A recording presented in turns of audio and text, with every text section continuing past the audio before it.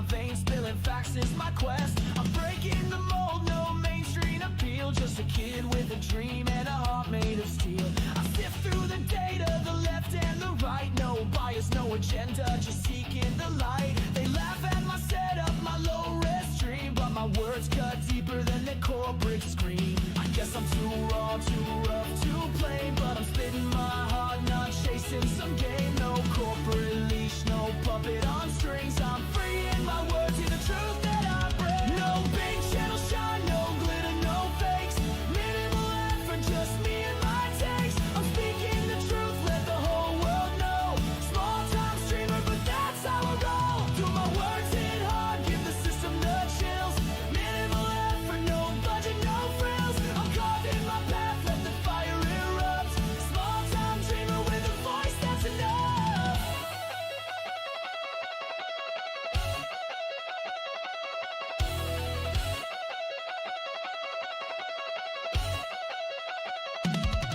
I'm the spark in the dark, the glitch in the code. Carving my lane on this uncharted road. Million subs, no viral fame, but I'm owning the truth and I'm changing the game. I'll scream till my lungs give out, till the signal's dead. Every word that I speak is the blood that I bled.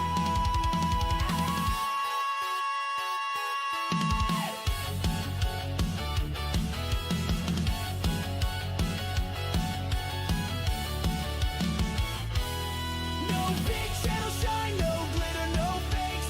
Minimal effort, just me and my takes. I'm speaking the truth, let the whole world know. Small time streamer, but that's how I roll. Do my words hit hard, give the system the chills. Minimal effort, no budget, no frills. I'm carving my path, let the fire erupt. Small time dreamer with a voice that's enough.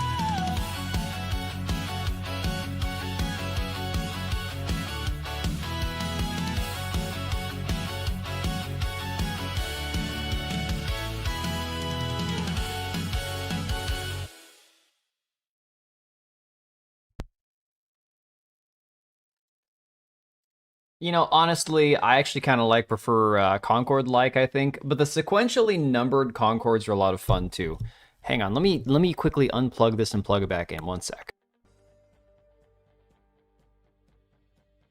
Like right now, it's probably gonna give me trouble later on. Have to go with like because that's probably too mimetic, and the numbers would break the mimetic value. Yeah, it's true. That is true. Need to play the worst of the worst games so we can run commentary, knowing it's half the battle, G.I. Joe. Dude, you know, honestly, we have played some really bad games on stream. Come to think of it, let me pull up my Steam account real quick, because I've played a few of these that you hate to dump on really, like, shitty indie games, because indie games are still indie games, so you want to be a little more gracious to them. But I have played some really shitty ones. Let me see, where were they at over here? Where is this at? I mean, Sophie the Echoes, right off the top of my head, was dog shit. Sancticide was terrible. Let me see. Dust Raiders was okay for an indie game. Not bad. Dark Sector I haven't played yet. Cybercore I haven't played yet. Let me see, what else? There was another one besides Sophie the Echoes that I played like 10 minutes of, and I'm like, nope, I'm done. Was not gonna be for me. Mech Engineer was interesting, way too confusing for me. There was no way I could play that game. Then you got like My Side, which is phenomenal. Not a game I would normally play, but really awesome game. Yeah, there's a few more in there. Where is this game? Sophie the Echoes. Somber Echoes. Oh, I remember Somber Echoes. That one was a side scroller. It was okay. It wasn't bad. Yeah, I missed it. It's somewhere in here. What is Turmoil? I don't even know what this is. Shit that I've had on here forever, apparently. Yeah, I don't know. Me Side. Oh, I thought it was My Side. Me Side. Good for them if it's good, but still, yeah. Thankfully, let's say I have to go with, mimetic value. Thankfully, haven't, aside from one that I refunded. Lords of the Fallen reboot was hella bad at launch, but now I'm counting it. I'm talking like, because there's those websites like Keymailer where they send you keys for coverage. And it's never like, I mean, like I got freaking Atomic Heart, which I already had on Game Pass, but I got a copy on Steam with some of the DLC. So I mean, sometimes you get a really good game, like a solid game, a rare gem with the indie games scene. But unfortunately, there have been some other ones where I'm like, wow, this is bad. This is like so bad. Turmoil was okay for what it is. It's about extracting oil, a bit of an older Flash style game. Fair enough. Okay. I mean, there's a place for all of those, you know. Yeah, Visser Matt, honestly, I get what you're saying about the whole marathon thing. Dude, it's the entire aesthetic of the game. The entire aesthetic of Marathon. There's something about that game between the really bright color palette, the design of the characters, the strange, weird blockiness of the items, the confusing, cluttered UI, all of that, where it just lends itself to a certain type of person, and there are a lot of people in like the trans furry community side of things that really love Marathon. And then I get it, there's like the other half of them are just hardcore gamers who just want sweaty PvP, and I'm like, okay, fair enough, that's fine. But it just seems that there's this weird cross-section of people that overlaps that might have nothing else in common in life but the love of this one game. Been here since the start, lurking over on Kick while my work terminal went through. Oh, no worries, dude. Oh yeah, like Slay the Spire too. Atomic Heart had a lot of vets pissed at me playing it. Oh man. Yeah, they weren't okay. But dude, honestly, it's a game, you know? It's not ugly, it's repulsive. No, Visser, I get it. It's honestly, it's not hard to understand what you're saying. I totally relate. I get it.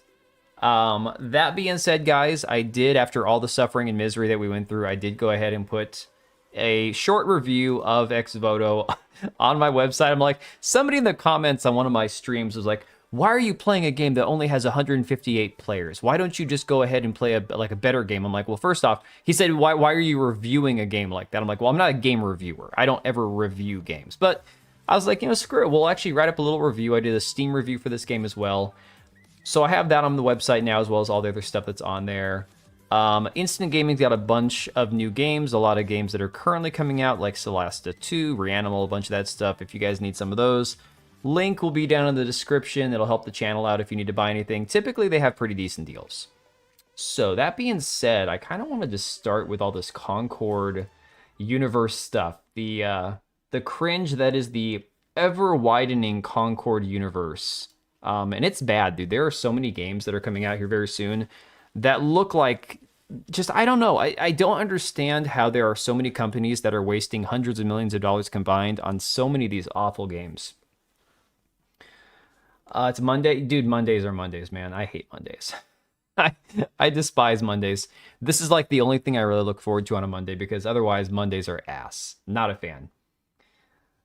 Did us a service by taking one for the team. Dude, it was fun. It was a lot of fun. Despite how bad the game was, it was nice to actually have just kind of a weird, impromptu bunch of streams. And it's Tuesday morning. Well, it's Monday here, Mahendra. But hey, good morning to you. Okay, so I had said in the title about the ever-expanding Concord universe or whatever. So I had already heard of Time Takers. We're going to talk about that one in a minute. I had never heard of this Spellcasters Chronicles game. I don't know if you guys have heard anything about this or not. Went live on February 26th. Apparently, this is a free-to-play live service title in the year 2026. I mean, who could have thought that this would be a bad idea, right? So they put this post on Twitter, says Spellcasters Chronicles is finally going live. We prepared this early access milestone by carefully studying your feedback from the previous beta phases and analyzing as many matches as possible between players of different skill levels. This update introduces brand new content, including creatures, buildings, and spells, alongside major new features such as cast stones, voice chat, and a brand new out-of-match progression system. This battlefield is yours. Your playstyle ideas will help shape what Spellcasters Chronicles becomes next. Problem watching 1348 is I had a nightmare of a lesbian with a sword-shaped dildo. I actually think I had a dream. I believe I had a dream the other night about like something from Xphoto. Like, I mean, I don't typically dream very much. And if I do, I don't remember it. But I'm pretty sure I did. Like in passing, I had the thought, I'm like, I think I had a dream about that. Oh my God. Never happens on the weekends. Well, that's not the only thing that's not happening on the weekend, man, if you catch my drift. All right. So if you actually look at the video for this game, it's about what you'd expect. I mean, this reminds me a lot of the Horizon Hunters Gathering. In fact, guys, before I play this, let me see if I can find... I'm sure YouTube has to have an extended version of this, I'm sure. Hang on. Let me see. Crystal Chronicles. What is it called? I can't remember. Dude, these names. Spellcasters Chronicles. That's almost as bad as Horizon Hunters Gathering. I'm not even kidding. Spellcasters Chronicles. Do they actually have an official YouTube account? I don't think they have a YouTube account. So this was the early access launch trailer that we have here. Okay, here is the official... This is the official reveal trailer. My mommy and daddy are playing wrestling. Appreciate you not farting insults my way. Hey, man. I do what I can, right?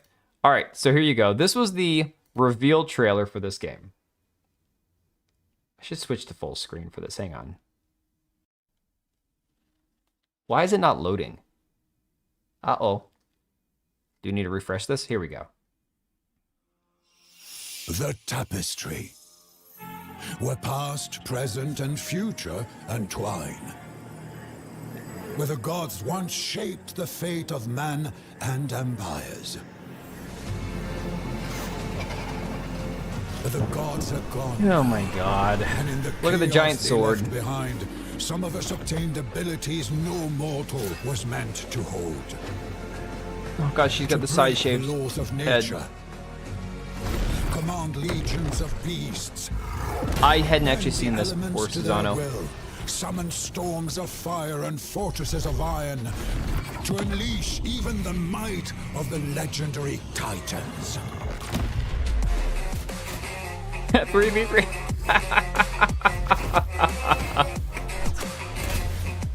It's 3v3. Oh my god. This battle may save our world. Super bright gay color. Hey, Susano, it's not just you. A lot of people don't. Io, I don't know. One thing is for certain. Our future is in your hands. So, I mean, you know that a lot of people have called the pink and purple lighting, that hue, the, we call that like the trans coloring, right? Transcoded or whatever. And I get it's kind of a meme. A lot of people think that it's a stupid thing to say. But honestly, it kind of makes sense when you think about it, especially given like the trans pride flag colors. And then you look at the way that the games are always like attached to that, just the aesthetic of the games, the way they look. It always seems to have like a coinciding effect. Hang on, I wanted to look at something before I forgot about this. Let me just look at my history, I guess. I wanted to see the ratio on this. Oh yeah, so 1,000 likes to 2,000 dislikes. There you go. That's exactly what I expected. All right, fair enough. Pretty much what I expected. So yeah, this is their new trailer. I'm sure it's not much any better. Oh, and of course, it's an early access game, guys, so anything that you contribute to this game, this is just you playtesting it for free or buying cosmetics in the game to support them.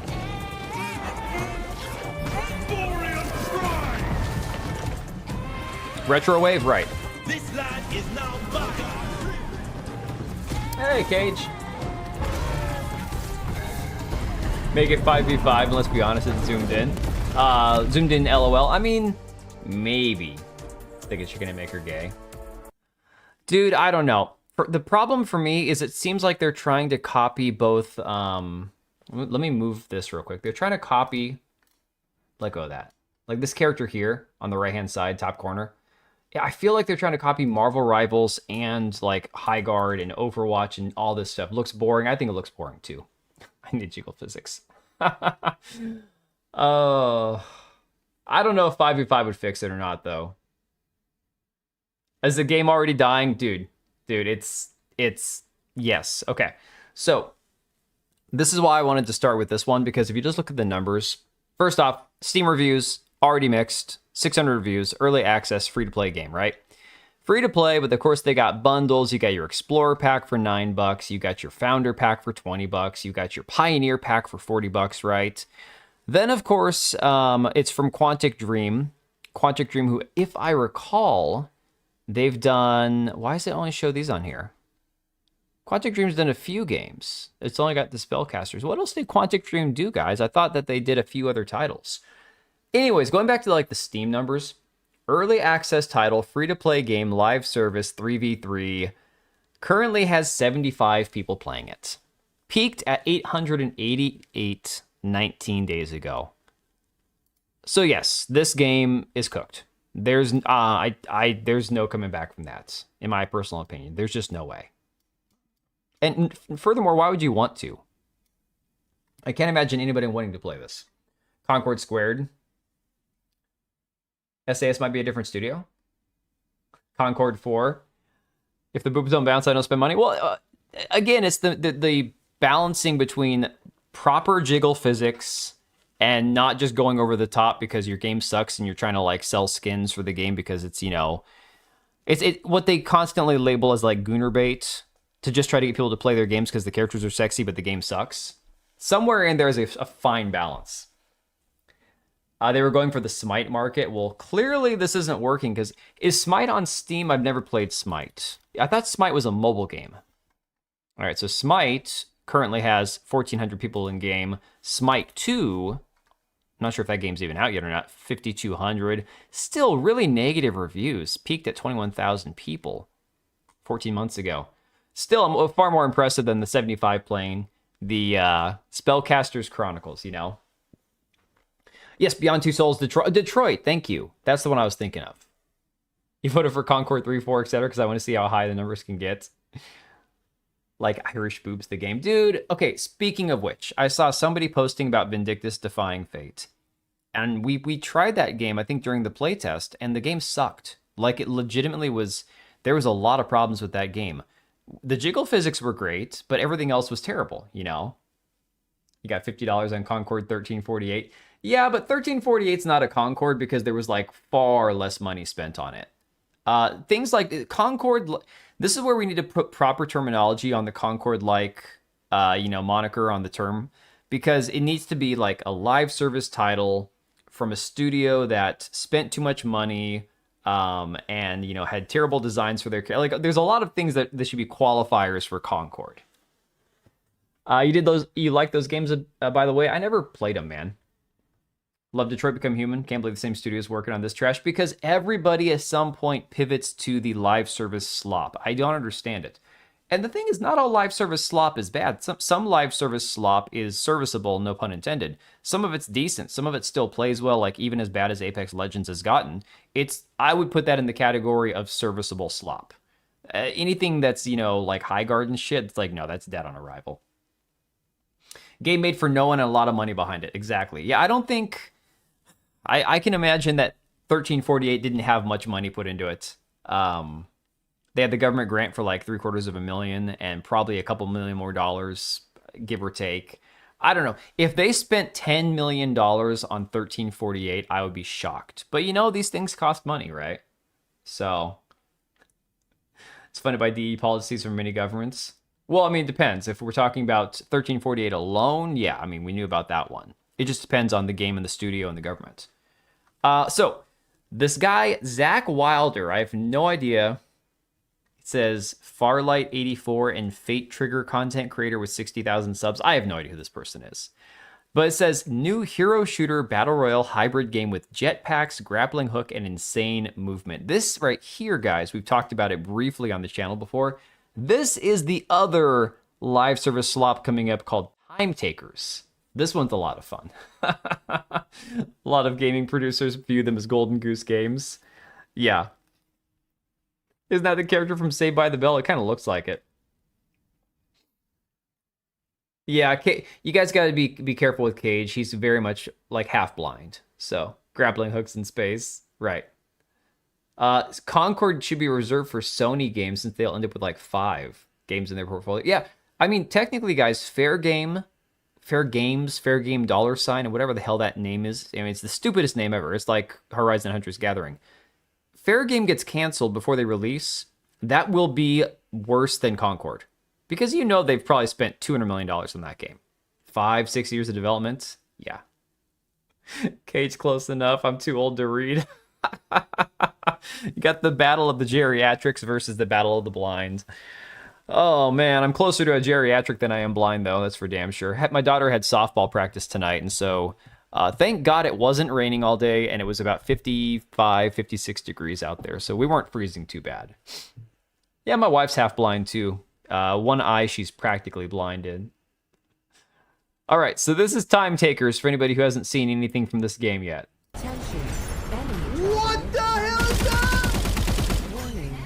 What? Now, I should clarify, this is a game that's in playtesting right now, not released yet, so the idiot who's apparently like overly excited in the background must be whoever's playtesting the game. What the hell was that? It's called Time Takers. You can find it on Steam right now. You can request access. Oh, this is the coolest intro I've ever seen, bro. I love this so much. Team Orange. This is the coolest intro of all time. There's a fucking monkey in a spacesuit here. Team Orange. Hey, Like they're Oblivion. introducing every single team and then sending them in. And I do love how games like this, where they go, okay, we don't want to have like fat, ugly, lesbian, butch, you know, peg-legged, like Concord characters on this game. So instead, we're going to throw some sexy outfits in there, like we got the girl in like the swimsuit or whatever, decent proportions and all that. But they still fall into the trap of we have to have one of everything. They got a black, they've got a white, they've got an Indian, they've got a Chinese, a Japanese, they've got, you know, a monkey in there of all things. Like, what the hell, man? Oh my god. Scripted, probably paid to promote the game. Game full of e-girls and furries. 3. Yeah, the shills are the worst, man. Ooh, baby! And survive. Take time and survive. Get this first. And what is this outfit? What does she have on? She's got a swimsuit on and then that... Oh my my God. Crossplay battle. World Same sensory overload as Marathon? This damage Yeah. when hitting an enemy with a weapon. Yes, I like that It's all one. pink on the inside. Okay, we got upgrade. I love this game, bro. Oh, Oh, good god. This reminds me back in the day... Got him. that God, I can't remember the name of the game. We've talked about it before. It's like dystopian. It's open world, live service. There's like 3 classes of characters. They each had like some magical ability. Plus, it's third-person shooting. It's like scavengers and shit around. I cannot remember the name of the game though. Hell, guys, do you guys remember Scavengers? I think it was called Scavengers. Another live service game that was like out there for 2 months and then it got pulled. There's so many games like this that are just repeated, like just the same dog shit slop that's repeated over and over again. This is from Korean devs. It still looks like crap though. Looks like Saints Row. Yeah, Saints Row remake mixed with Watch Dogs Legion for character design. We'd always go into battle in a bodysuit. Yeah, I stay on live chat because otherwise I don't see half the comments. I'm not the only one who thinks all these stupid shooters are missing the point. Who wants to play a semi-boring shooter, Ratchet and Clank this stuff, put in crazy weapons and powers? Vis or Matt, I agree with you 100%. Either go full-on, like, retarded, crazy, you know, off the deep end kind of stuff, or give people what they want, which is most of us old heads. We want, like, you know, gritty, dark, gruesome military shooters, weighty weapons, good recoil, you know, good sounds and all that kind of stuff, you know? I would prefer to play a milsim type game over this kind of shit any day of the week, right? Of course, the comments on this were absolute gold. He also shared this one that says, the character designs and intros for Time Takers are beautiful. The team did a really good job. This guy's, he's got to be getting paid because there's no way. There's no way you would post this shit for free. This is insane. Once I take the lead, it is over. Statistically, this is expected. This is going in the highlights. I stayed true. That's the worst looking samurai I've ever seen. Super results.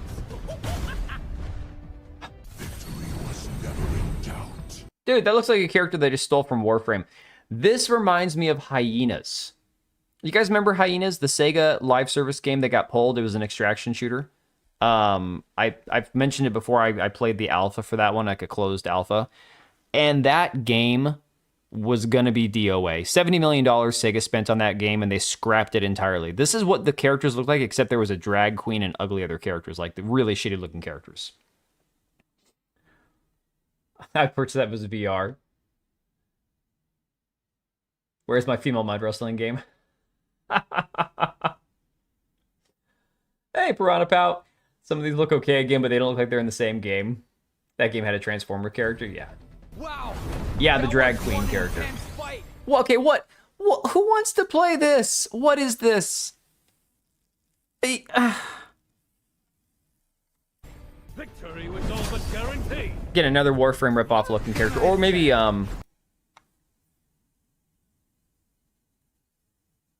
dude, they're just trying to rip off Fortnite at this point. They're just trying to rip off Fortnite. This is so bad.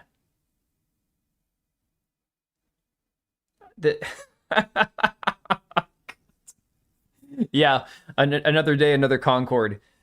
Guys, so a lot of people, like I said, people unfortunately use the word Concord for games that it doesn't quite qualify for.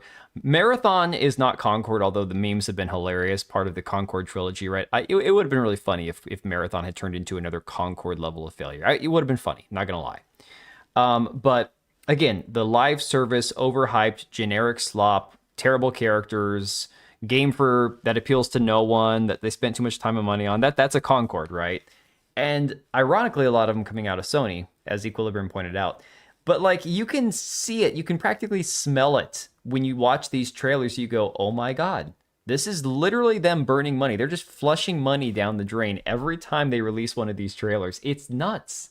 Hey, Patriot.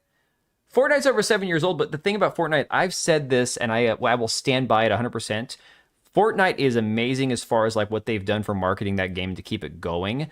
If Fortnite came out now, instead of when it did 7 years ago, it would never succeed. But Fortnite was there first. They were there at the right time, and they capitalized on it, which is why Fortnite has the staying power. And all these other games, it just seems like a copy of that game. Needs a cardboard Ayatollah. Concord's having character developments. Yeah. I don't know if streamers like it and people play it. Not going to knock it. This really isn't for me, though. No one's going to play this, though. That's the thing. Nobody's going to play this. Didn't know the dead could have character developments. Yeah. They spent $3.6 billion on Bungie. It's technically worse than Concord. True, but that's also going to depend on the long-term failure or success of Marathon. Marathon's in a very weird spot right now. Like, they're teetering on dangerous territory. The thing about Marathon that sets it apart from all the other Concord likes, I think I like that better, is the fact that Marathon has had some sort of staying power, some sort of retention for their players in a sizable chunk. Now, they don't have that many players. It's like 60,000 over a 24-hour period. But Marathon is actually keeping the same players interested, even if it's temporary. They still temporarily have that same player base. If I had Marshmallow, aka Ninja Mixer, and more at play, the amount they spent hyping that damn game with was crazy, but they also got their ROI. Yeah, I mean, the thing about, like I said, if Fortnite came out now, I don't think it would ever succeed. Yeah, they've kept most of their base, which is crazy. Got Crazy Winning Rain here with the volunteer fire department. So a Klaxon army is going off at 12:30 a.m. Sounds like a nuke is going to drop. Oh my god. It's the Jedi Factor. We won. Duh. Well, sure, but Patriot, I don't even think this game doesn't look woke, and this is definitely a Concord-like. And the characters aren't, most of them aren't, other than this guy, and the monkey, and whatever the hell this dude's got going on. The characters aren't ugly in the same sense as Concord. Like, this guy is just annoying and stupid looking. Same with the chick here with the helmet. The face is nice. There's nothing wrong with the face inside the helmet. It's just the entire aesthetic is terrible. Of course it's me. Who else would it be? I just want to punch this Once guy I in the take face. the lead, it is over. Okay. Must be an alternate for the first character we saw. So this is their, I hate using the word gooner bait or whatever, but this is their character that they're trying to sell the game with. This is their sexy character. She's got the whole whale tail, G-string thing going on. You'd smash? Yeah. So, again, the character on its own has some redeeming qualities. Not enough, though. This game is called Time Takers. It's a live service game that's supposed to come out this year. Okay? It's in the Concordverse at this point. Because, holy shit, the game just looks stupid. She does look like a she. You can't complain about that, right? Kata says Concord if it was made by an NSFW artist. I don't even know because some of the characters are really bad. Pirate Nation says I give it 2 weeks. There's another guy saying it looks like an unwoke Concord. And I think that's a pretty fair way to put it. No worries. Sorry, just came in. Yeah, no worries. Even the name is generic, right? Time Takers. Ooh, they don't want to say Time Thieves or Time, I don't know, Time Bandits. Time Bandits is already a thing, isn't it? Oh my god, is that what they're doing? Is they're ripping off an already existing name? Trying to like piggyback off of it? When I was younger, someone put DBZ characters in Gary's mod. It felt so awesome. Characters were not high def, but they had the soul. These characters look soulless. It's hard to describe. No, Viscera, I think that's 100% what you're... I agree. So, Alice is a sentient combat bot. Hi, I'm Alice. That's what you can't see. Curtis, the sly Yuna. hustler. Yuna, the You battlefield can all count on me. Yuna is a battlefield content creator. Oh my god. I want this game to fail. I want the studio behind it to be shut down, and I want all of these people unemployed in game dev for the rest of their lives. She's a battlefield content creator. I'm done. The internet was a mistake, guys. Everything was a mistake. Thank you very much, sir. I just You're a can't. gentleman and a scholar. Pop Studio, thanks for the follow. Appreciate it. Apophis? I think it's Apophis. She's a content creator in Chinese. Wow, it's like real life. She put in DLSS 5 AI slop. Dude, we're going to talk about the DLSS stuff in a minute here because it is interesting. And Susanna was pointing out a lot of people don't actually understand what the deal is with it, but we'll talk about it briefly here. Gonna try to get through a lot of stuff. Rokuru, the unyielding samurai. This age doesn't make foolish choices. Birdie, the original space chimp. Not many people keep their cool like me. Oh, he's part of the Flame Rescue Squad. Arthur, the Fallen Knight. Oh my god. Blue-haired gal with the under-eyes tattoo looks like an Aussie lewd cosplayer model on IG. Can't recall the name because I no longer have my IG account, but I used to follow her. Of course you did. So, what they're going for in this game is that they're jumping through time, I guess. I guess that's it's a live service extraction. Maybe not extraction. Maybe it's just a battle royale. Maybe it's just I don't know. It's getting ridiculous, yeah.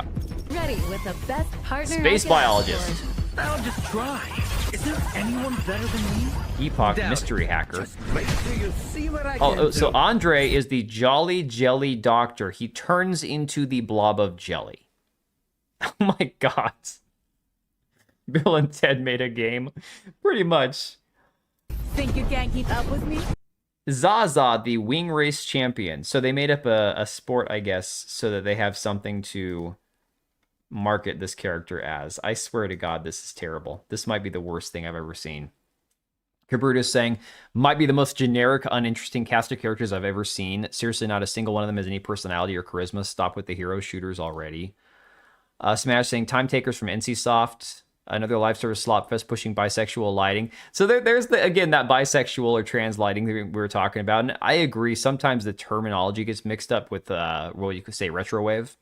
Gay ass characters designed. Holy shit! Someone tell these devs to take a hint. It's also tiring. Well, I wouldn't. Smash didn't see the hyenas characters back in the day. Let me see if anybody. I want to see something because you guys, anybody who's never seen the characters from hyenas, you don't understand. Hyenas happened before Concord. A lot of people don't know about hyenas because it shut down in development. Hyenas characters, hyenas game characters. I don't know if anybody even like has these characters out there because of the fact that it was NDA'd. Oh, here we go. Yeah, here we go. All right. Let me make sure there's no Rule 34 stuff that's gonna pop up like that one time we had that shit happen. Oh my god. Okay, perfect. Shaq news. Done. This is what I needed. Here is your whole ensemble cast. Here we go. Only us old heads would remember. Keep your expectations low and prepare to be disappointed. Yeah, pretty much. Time Killer's fighting game where you could dismember each other? That sounds familiar. That does sound familiar. Zaza Storm posing. NCSoft. Oh, they made City of Heroes. Yeah, probably not the same devs. All right, so these are your characters. I'm gonna hide this. Hang on. I'm gonna hide this, and I'm gonna hide myself real quick. So these were your characters in the game. All right. I don't remember if this was supposed to be a black woman or a black man, but it had the very well textured black hair, the ugly ass goth ballerina, the gay looking black man.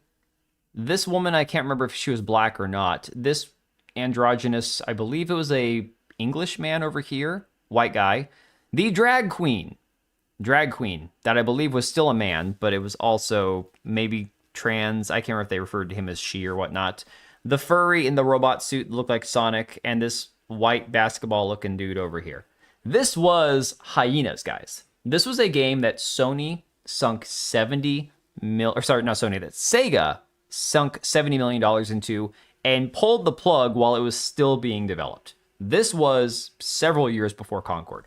So Concord might have been like the original. Obviously, the level of failure that Concord had was epic. It was never will be rivaled again, probably. But this game, and this is what this shit has reminded me. Every time I see this, I'm like, there was something worse than Concord, and it was this game right here. Thank God it never came out. But ticking all the boxes. Oh, this game is so bad. Yeah, RuPaul's Drag Race. You might have played this one. Oh, dude, it was bad.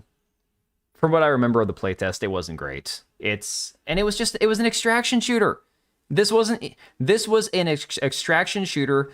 Similar, if anybody's ever played Marauders, it's like a space station that you're on. That was the whole thing, was you were the hyenas. You're like the criminal masterminds that are going to sneak in and steal the loot, and you're fighting other squads, and yeah. Where's the fucking monkey? There's no monkey in this one. All I want's 100K so I can outright buy a house. Black Cat, dude, every time that I see these games that they spend hundreds of millions of dollars on and they get canceled and they're just shit and they're awful games and nobody will ever play them, I'm like, where's my cut? Give me $10,000. Give me $50,000. Give me $100,000. Give me any fraction of a percentage of the amount of money that was spent on these games, and I could live happily the rest of my life. But it's never what's going to happen. You know, it just doesn't work that way, unfortunately. Let me see. Rock Solid saying, I would say this looks like poop from the butt, but according to Jeff Kaplan, I'm a moron if I say that without intention to play it. But we'll talk about Jeff Kaplan in a minute here, actually, ironically. That's kind of funny that he mentions him there. Is this the same? This is the same shill trailer that we already saw. Okay, yeah. Another guy saying, sorry, I'm not allowed to have an opinion on this because I haven't played it. Please refrain from speaking about your impressions of the gameplay shown either positively or negatively until you play it. Again, we're going to talk about that in a minute. So the playtest is currently going on for Time Takers. I don't know how many people were accepted into the playtest. I don't know. Again, playtests, they don't really divulge their numbers of how many people were accepted. But if you do look at this as a chart, as a graph, as some things that we've seen before, definite downward trends. Again, the peak for the playtest, 1190. Users in the playtest right now, 389. Not a good sign. Not a good sign at all, you know? My play history sounds all like the modern audience. Equilibrium, I thought it was cool back in the day. This is before I was making YouTube videos and live streaming anything other than video games. And I got accepted into an alpha and I had an NDA and I was like, this is great. This is awesome. It's like, no, I got into it. I'm like, oh, this is shit. This is really bad. Now, I was mentioning the other night, God Save Birmingham. I can't say anything about it. All I can say is I hope that it stays being developed, and I hope that it's good. And one of these days, I'm hoping that it'll actually be a really cool crafting survival, zombie game. But we'll see. Yeah, apparently I need to eat rotten fruit before I can call it rotten. Only change the YouTube grifter confirmed. Exactly. Don't remember them having the SAS on their name. Only reason I'm saying that, get devs to leave and move on and stuff. Yeah, I don't know. I don't know anything about it. Big difference between leaving a review when you didn't play it and just saying it looks bad to you. Ultima V on the Commodore. We never had a Commodore. The earliest system we had was an Atari and then the original NES. So, speaking of Jeff Kaplan, Jeff Kaplan, for anybody who doesn't know, he was one of the Overwatch directors. I don't know if I think he left back in... When did Jeff Kaplan leave? I'm gonna find this out real quick. I wanted to get that nailed down before the stream started, but I cannot remember when Jeff Kaplan left. When did Jeff Kaplan leave Overwatch? Let's see. He left Overwatch, left Blizzard in April of 2021. He was there for 19 years. So this is a fairly significant amount of time that he was there. So there's this clip that came out. It was an interview he did with, I believe, Lex Friedman, I think is who it was. And Lex has me blocked on Twitter because he's a soft little bitch. But apparently that says here, separating from Blizzard was one of the most painful things. And I was very sad when I resigned and didn't realize how broken I was until recently, like the mourning, grieving I had gone through. So the thing about Jeff Kaplan leaving Overwatch was essentially he said that the devs told him you have to X number of days to do X number of dollars or whatever, and if you don't, we're going to fire like 100 people or some shit. Like they basically put a gun to his head and said, during COVID, okay, yeah, and said, you know, give us results or we're just going to fire like everybody, right? So that's essentially what the whole thing was about. Had a fabric map. What game does that anymore? Dude, I've got plastic and paper maps, like the clear-coated paper maps for some of my games. I never had a cloth map for a game. That's insane. Dan versus prep. Oh my god. I don't need prep. After Overwatch 2, PvE got killed. I didn't even know that PvE was much of a thing in Overwatch. I never played Overwatch. It wasn't a game for me. We used to take as a badge of pride being blocked by him, by the way. Blocks everyone that disagrees with him. Good. I'm glad that I'm in good company then, because that man, holy crap. Anyways, so here this is a few days. This was March 11th. What, 6 days ago, 5 days ago now, that everyone was feeling sorry for Jeff Kaplan, right? So Jeff Kaplan is working on a game called Legend of California. And he did a 10-hour live stream, installed OBS the night before. No polish, no PR team. This is from Majid Manzarpour. I'm not sure who that is. Says just a guy who used to fill arenas at BlizzCon, now streaming from his house. And there are 10 moments from the stream that stood out. Says we'd show a cinematic that was the most amazing cinematic ever. We just don't have the budget for that here. So this is the ultimate keeping it real version of how games are actually made. And just kind of some of the gameplay. As you can see here. Okay, that was standard actually stuff. Amazing that I found a room by blasting through. Get all the I've requested a fabric salts. map. Hey, good morning, everyone. It's awesome to see everyone. I don't stream. I have no idea what I mean, that's like a lie right there because I am streaming right now, but I've never done it before. I installed OBS last night. Like, I have no idea what I'm doing on Twitch. If you can develop games, you can run OBS. It's not that complicated. But it's fun. We more just wanted to show everybody, like, where's the game He made at? Minecraft. And then also, like, later we can mess around in the editor and look at how things are made and stuff, and meet Soy coming members out of of his the mouth. team. Mostly we just, like, we're pre-alpha, and we want to show people, like, what's going on with the game and where it's at right now. So like he said, this is pre-alpha. This is still early on. Jeff on monetization, most refreshing thing you'll hear a game director says. He says it's like this crazy idea that hasn't seen in the past 10 years. Maybe I could play the game to get shit. To be free to play, you need 8 billion players and 2,000 devs cranking out keychains like a sweatshop. That's not us. Someone in chat asked if there's QA before the alpha. Jeff says you're talking to QA right now. This is Saturday. This is when QA happens. Welcome to the 34-person studio. Then he says, I miss everything about Blizzard, but dear God, Blizzard Q&A and Blizzard Cinematics. If I could take two things from Blizzard, it would be those. Blizzard Cinematics were awesome. All right. So I don't know what the context was leading up to this clip right here, but this is the one. This is the one that has the absolute most attention, the most going on the internet. Hey, Lugia, we talked about a couple Concord games. You can look them up yourself if you don't want to have to go back and look in the stream. Time Takers and Spellcasters Chronicles, I think is what the first one was called. 2 live service games that are going to be DOA. One's actually out now and has 75 people playing it in early access, free to play. The other one comes out later this year and looks like dog shit, so. Give me a lot of flack, but Jeff was a legend in Blizzard with good rep. I mean, two things can be true. He might have been a legend at Blizzard, but I'm not liking a lot of his takes right now. We don't use the same terms, alpha, beta, and so on, in the same way. To be clear, if you in the industry seem to share the same dictions on that. I can understand that, actually. I could see that being a thing. So here's the clip that really has the internet riled up.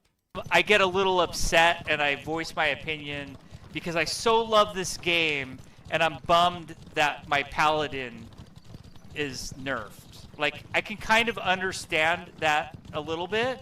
I never understand being hostile about it or being rude about it, but I understand being upset and I understand voicing your opinion. Now, okay, before he says the next part of this, I think the problem is that the situation we're currently in with game development, with current marketing for games, a lot of the community management, hostility online, toxicity, that toxic gamer culture they always talk about, has been from the breakdown of communication between devs and gamers. And unfortunately, a lot of that is due to the HR side of things, where gamers are getting sick and tired of seeing the same regurgitated crap. We keep seeing the same messaging pushed by major studios, like all the Pride Day events and all the Black History Month crap and Women's Day, and we just want good games. And in between there, it's somewhere in there is logical, like reasonable discourse that can be had about honest, legitimate complaints about a game. And you're always going to have people on the fringe telling people to end their life in DMs. You can't do a thing about that, right? I'm not talking about those people. I'm talking about the general gamer who goes on and says, you guys effed this up. This is screwed up. I just fix this. Like, this is stupid. I got blocked by Xvoda for saying that exact same thing. They put a patch note out, but dude, their subtitles in the game aren't even legible. You can't even read the subtitles in the game. And I'm like, guys, you guys have a clusterfuck of issues in this game. Good luck. And I got blocked on Steam for that. So there has been this breakdown in discourse because I think of all this shit, the defense mechanisms that they put in place, where you have all these community managers who are blocking people, attacking gamers, attacking other studios. It's a mess. So discourse is essentially broken down to where the slightest criticism is taken as like toxic by these developers, you know? But like, if a game comes out and you don't want to play it and you've never played it, shut the fuck up. No one cares. Like, we don't need to hear that you weren't into it. Like, what is with this? Oh my god, I'm so upset they decided to make this game that I have no interest in. Like, I'm not running to the internet every time there's like a TV show on. Well, I'm not watching any TV shows either, but I want to know why he's not watching any TV shows. That was something that stuck out to me when he says that. Now, going back to his previous thing, if there's a streamer playing, I know there's going to be people who are like, for example, Marathon. There's people who are going to adamantly defend Marathon as the greatest game of all time. And then you get people who are like 50,000 people watching them on Twitch play the game, and most of their audience doesn't like how the game looks. Should they not say, wow, this game looks bad? Because then if they don't tell the streamer this game looks bad, if they just leave, the streamer's going to be like, oh, something's going on with Twitch. I just lost 30,000 viewers. No, they should be allowed to voice their opinion because they're watching somebody else play it. Essentially, a streamer's job is to advertise a game. You know? Hey, This Life, how's it going? A streamer's job is to advertise a game. If they're playing a game. That they're giving they're giving free promotion or, negative, whatever. There's no such thing as what do they say? No such thing as negative attention, right? So if you're putting more eyes on a game, for better or for worse, that's still a win. That's like the whole High Guard situation, right? 100,000 people checked out their game. 3,000 people stuck around for more than a week, whatever. So this concept that, well, if you're never going to play this game, you can't criticize it. Maybe people criticized it because they saw somebody else playing it and said, yeah, this doesn't look good. Are you not going to accept that there are going to be people who see a trailer, see an advertisement, and give actual positive criticism and say, look, I don't like X, Y, or Z about this game, so it's not for me. So you're going to tell those people right off the bat, rather than us try to fix our game to appeal to more people or try to fix a few things that make the quality of life better in the game or whatnot, just straight up shut the fuck up. That's their response, Because TV shows become terrible. Most content are daily soap dramas. I get that, but again, if his whole thing, that one guy on YouTube admitted to being gay, which guy are we talking about? If his whole thing is don't criticize anything that you have no intention of ever playing, how do people know if they have no intention of playing something until they see it? And then when they see it, they're supposed to shut their mouth? Like, how does this work? Are we really going to gatekeep free speech where people can't even say, well, I'd like to say, yeah, it doesn't look like it's something for me, but I'm afraid I can't even say that. Like, what are we talking about? Don't like devs like this. It's putting out whiny bee vibes. That's what I'm saying. Oh, someone said that as a gay guy, they didn't need a pride day to want to play a game. Right, that's just pandering. Exactly, 100%. As a gay guy, I don't think I have to have a pride day to want to play a game. Yeah. Exactly. But again, that's the same thing with that whole needing representation in games. Again, going back to the whole Knight's Path thing, although I'm not trying to rehash the Knight's Path ex voto stuff tonight, I kind of want to move on from all that. If you need representation in a game, that says a lot about your personal like value, like how you value your own life at this point. Like, you really need that kind of validation? I don't know. Old hats aren't used to the information age. They would have paid millions of dollars in research for the feedback people freely give all day long. That's me. I'm the gay guy. There you go. To me, you have the right to complain as part of your customer rights. Yeah, well, again, I think his entire issue is if somebody's not interested in a game, then they're not a customer, and therefore they don't have the right to complain, right? And it's so stupid. It's a stupid thing to say, because anybody on the internet, you don't have to have a brain cell to operate a phone practically these days. Anyone has the internet has the ability to share their opinion. You can say, I don't take their opinion seriously, but you can't tell them not to voice their opinion. Henry Cavill and Highlander? I mean, I'd watch Henry Cavill in pretty much anything at this point, but that doesn't mean it's going to be good. I hope it's good. See, this got my nipples hard. Hey, whatever floats your boat, man. Kaplan is saying, buy the crap before you criticize the crap, without realizing that most of us base whether we're going to buy something based on a trailer or seeing others review it. Exactly. So according to Kaplan, nobody should have said anything negative about Ex Voto if they didn't have any intention to play it. So when I was streaming the game, I was allowed to criticize it because I did buy it and I did play it. But you guys in the chat, you just need to shut the fuck up, because none of you guys had any intention to play the game anyways. That's essentially what he's saying. I don't think he does corn. Nah, man, I don't mean like that. We value every tiny bit of feedback we got, even from those that didn't play our games. Tell us what to fix and improve upon. Allow us to figure out if we actually did something wrong. And here's the thing. Everyone gets hung up on the Helldivers 2 quote, where the guy said, you know, a game for everyone is a game for no one. That is not the same thing as saying make your game as marketable as possible. If it's a game that costs a lot of money, you need to make it as marketable as possible. Then you have to accept that not everybody's going to be into it. But why cut off as many customers as possible if shit's expensive, guys? This stuff is insane how expensive it is to develop games these days. Like who cares about my opinion if I'm not going to play it? And if I've never played it? Like, why does my opinion matter on that? So, if you play it, great. Like, you have an informed opinion, and good for you. But, there needs to be a little bit more spread the love. Oh my god, okay. Toxic positivity. So talking about the dev server for Legend of California is currently in one of the guys' closets. Gaming history bombshell. Jeff wanted World of Warcraft to be first person. I don't know how I feel about that. I didn't play World of Warcraft. Yeah, first person, I can't imagine that. It's crazy. Yeah, not a whole lot else that I really care about. Why did Jeff stream for 10 hours raw? He says when we pitch it to people, they think we're lying or something. Yeah, it's this massive world and it takes 30 minutes to get from one end to the other. I just want to show people it's real, it's not fake. Okay, so that was the actual context, I guess, of the clip. I was hoping for more context than that. I was hoping that there was something more to it than that. Unfortunately, that's all there seemed to be. Punch Stu like a man for us. It's a soul-sucking trash game that no one should be wasting hours of their life on.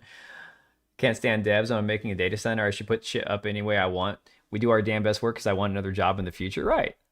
Potential customers have opinions too. Exactly. Why is he making alpha public, by the way?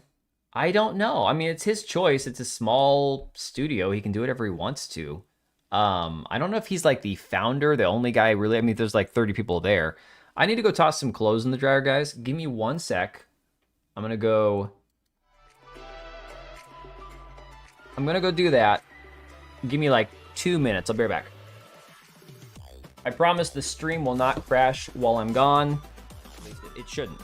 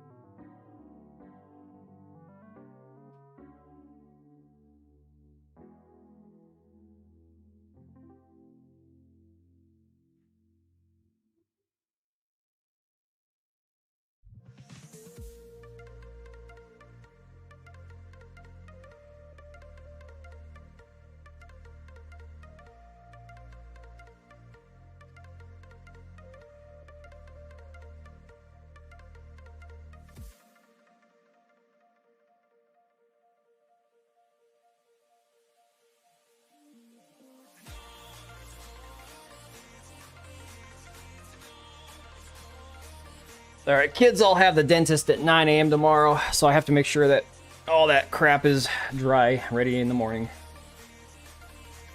Picture is a work hours of... I don't know what you're trying to say there, dude. Don't make promises I can't keep. Must do the adult things, tossing his load. Oh my god, guys, come on. Construction company, we work for our clients. Can't just build a building however we want. Yeah, exactly, guys. And look. Hang on, let me kill the music. If I was being charitable, I would understand kind of the entire perspective that he's coming from. The problem is he's coming at it like a complete asshole, like a complete douche. This is not how you address things. This isn't how you deal with it, you know? Midnight here and I have work early. Oh, Patriot, have a good night, buddy.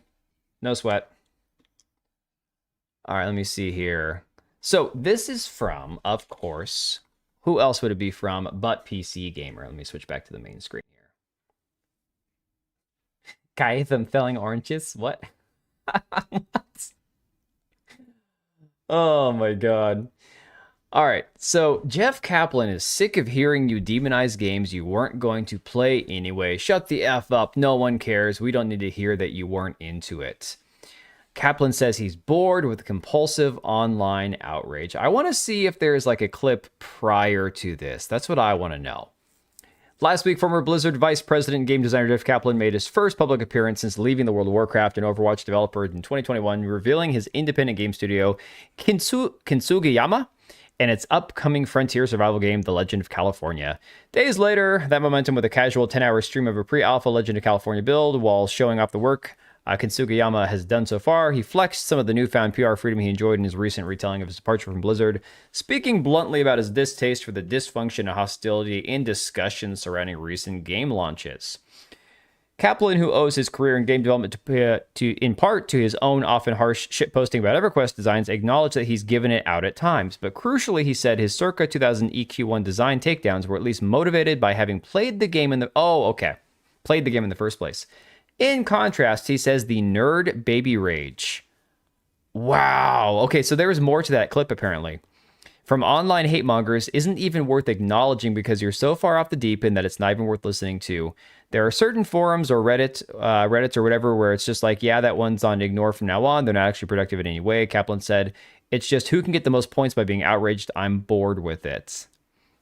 Tim Ford, Kaplan's fellow former Blizzard dev and Kintsugi co-founder, echoed his opinion, saying that it's not impressive to be as awful as possible about something that isn't to your liking.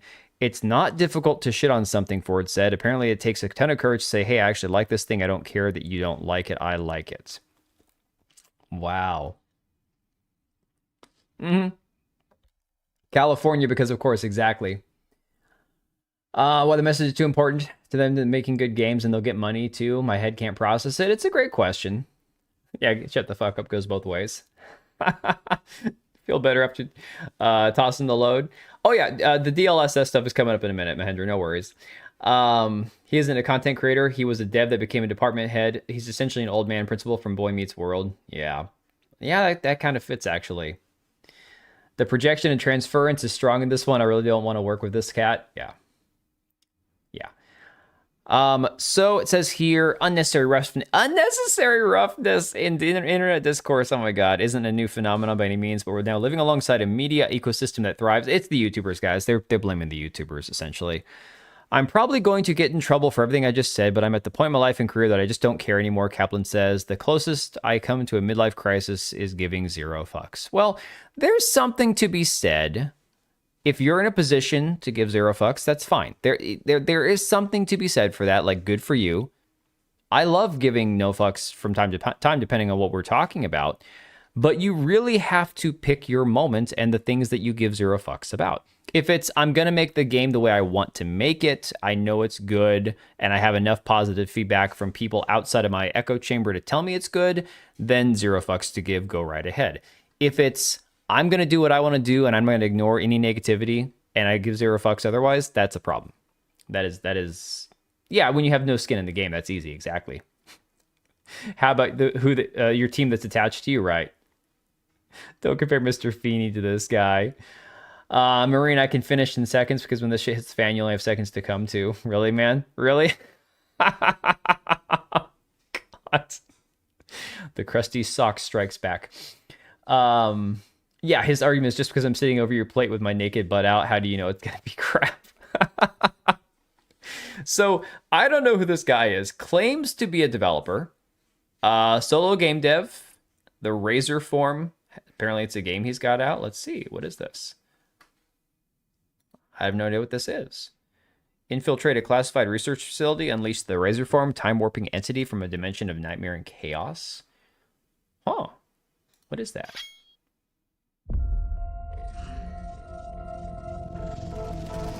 I mean, it looks like a seriously indie game. Nothing wrong with that.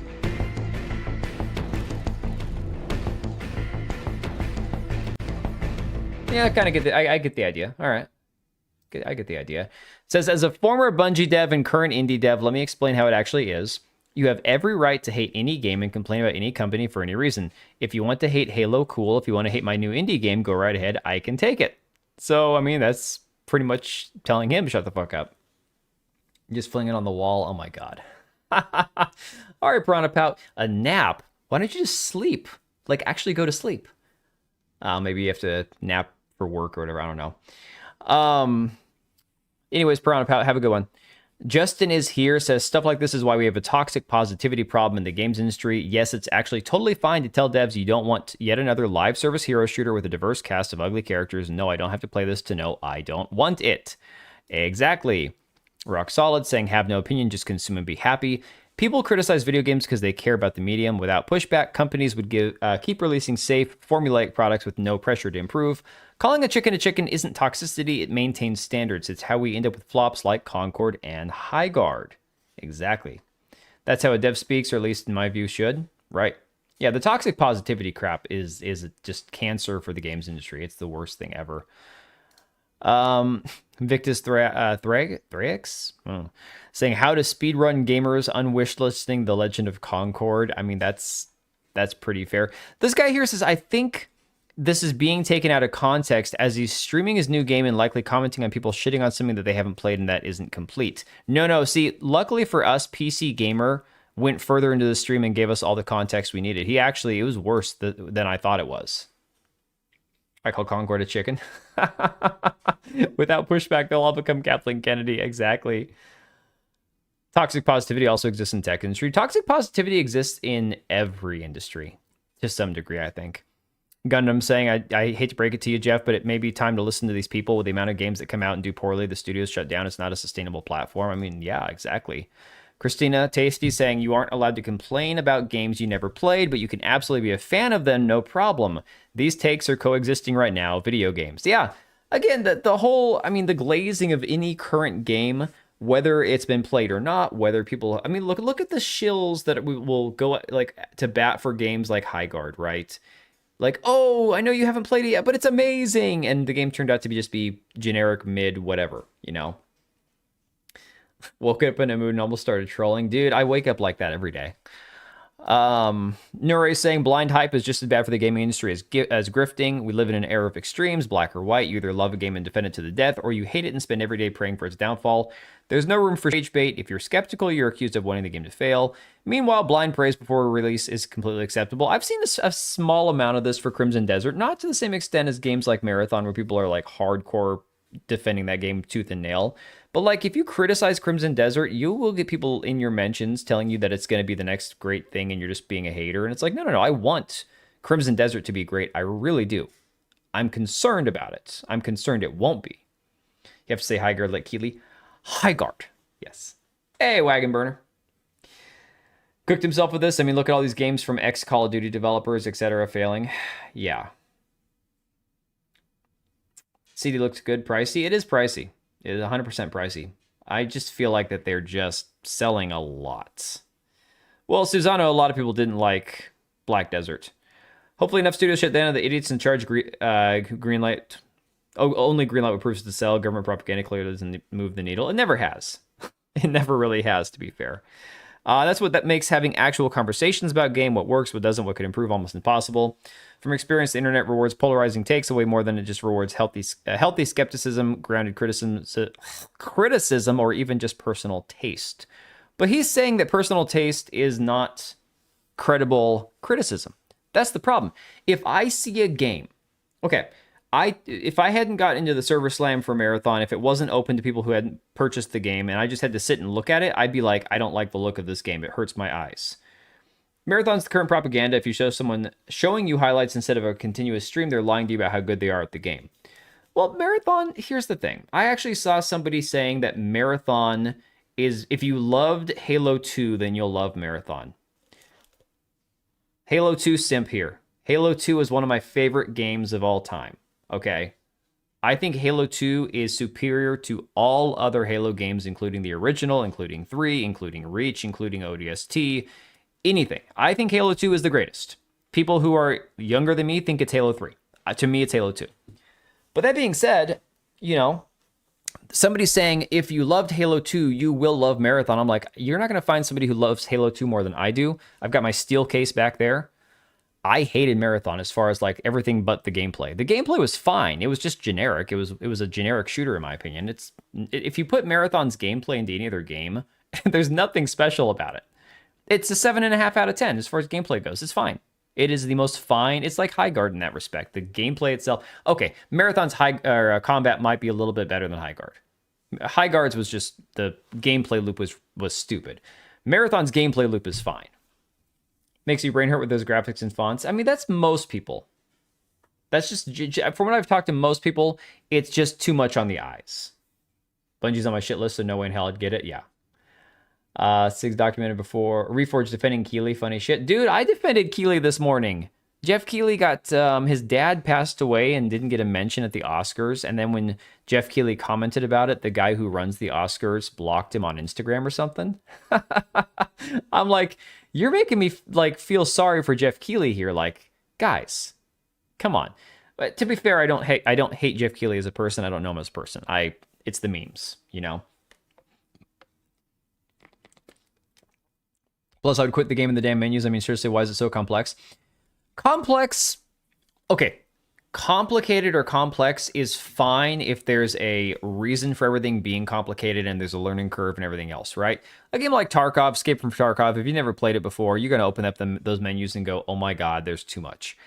After a little while, when it comes to like understanding the basic gun parts and mechanics and what guns you can use with what types of ammunition and stuff, there's still a learning curve for a lot of the parts of Tarkov.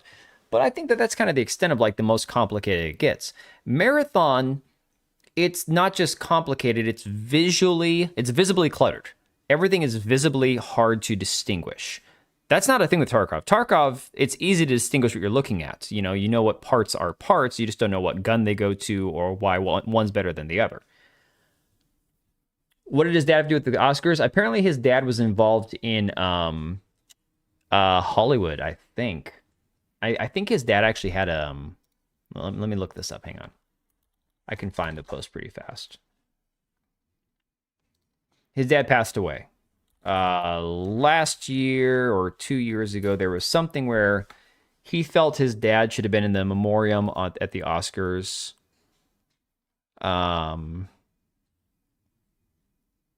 It's got a community note. What would the community note be on this? So he said, so incredibly disappointed and heartbroken that the Oscars and AMPAS chose not to include my father, David Keeley, and his immeasurable contributions to IMAX and cinema in the in memoriam segment in the broadcast. I'll never forget. I don't know. I mean, to each their own. That was about his dad's legacy. His parents owned I'm mixing up my chats. Parents owned broadcast networks, right? Ask if Wise Ass Duck is still in the chat. Ask him. I have not played Duck Off. I would say if you're looking at it from an enjoyment perspective, play Duck Off. You're not going to enjoy Tarkov unless you like making yourself miserable. Tarkov's a great game, but you're going to make yourself miserable for a long time playing it. So then he went on to say, the Oscars' response to this, AMPAS and Oscar CEO Bill Kramer apparently blocked me on Instagram last night after seeing my post expressing disappointment about the broadcast's in memoriam omission of my father. You truly can't make this stuff up. I don't know. I have no idea. So that like I said, that was just something that happened today, which is quite interesting. All right, so moving on from the Kaplan stuff, let's go into this DLSS stuff real quick, because this is fascinating. This stuff is hey, truth, this stuff is fascinating to me. I'm playing Fantasy Life, like the girl who steals time. I don't know what you're talking about, man. But it's actually quite fun. It's the normie version of Tarkov. Yeah, Tarkov is the normie version of Tarkov, 100% exactly. I don't watch the Oscars, man. I mean, I said something about how basically, like, dude, you're better off not having those disgusting blood-drinking pedophiles, you know, giving your dad a shout-out anyways, but, you know, whatever. Some people care about that stuff. I don't. Hopefully not being too rude, but isn't this why we make fun of Keeley? No one on the planet gives two fucks about the Oscars, but he does, and it's negatively affected them by...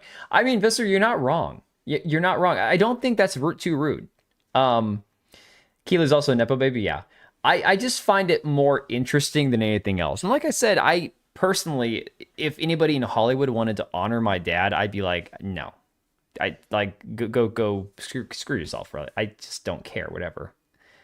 So DLSS 5 is just adding glow. Well, it's interesting. Let's talk about it. So Nvidia put out this post earlier today saying announcing Nvidia DLSS 5, an AI-powered breakthrough in visual fidelity for games coming this fall.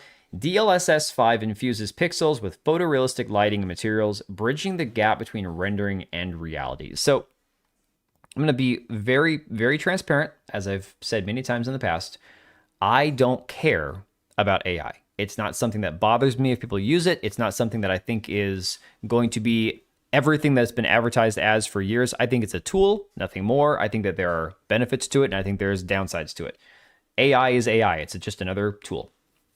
To even have your movie nominated, there's a DEI checklist. Yeah, exactly, dude. For real.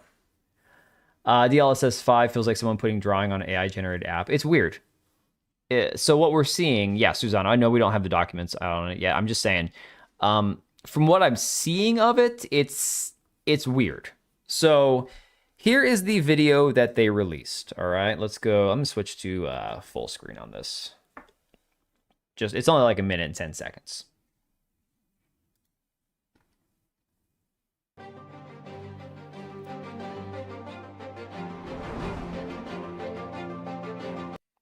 All right, I haven't watched this on a full screen. All I've ever seen this on is my phone today. So this is the first one they start with. You got the Resident Evil Requiem character, Grace Ashcroft, I believe. The funny thing about using this character to start with, there's been people who have complained that they thought she was ugly, didn't look enough like the character, or the voice actress, the model. I think for a video game character, she looks perfectly fine. People complain about her not having big enough tits. I'm like, whatever, guys. It's a character. I don't care about the size of her boobs in this game. But this goes from a video game character to almost photorealism, which I think is kind of odd. I don't know. Hey, Empress. I do have problems with the looks of it. That's on the devs if they want to use it. Yeah, people are like, if you say you don't like this, if you don't prefer this to what this, then you're lying. It's not that this doesn't look better in terms of realism. The question is it too uncanny valley level of photorealism, you know? Yeah, Empress, I think the character looks fine. I don't have a problem with the way the character looks. Hey, Makini, I look at this as a tool, but the problem is that you risk taking away from the artistry. Yeah, exactly. That's another argument people have made. That's a big part of the problem with it. Frame Gem's tool, yes. Shame too many devs are over reliant on it. Right. Why TTS TTS TTS TTS TTS speak to me.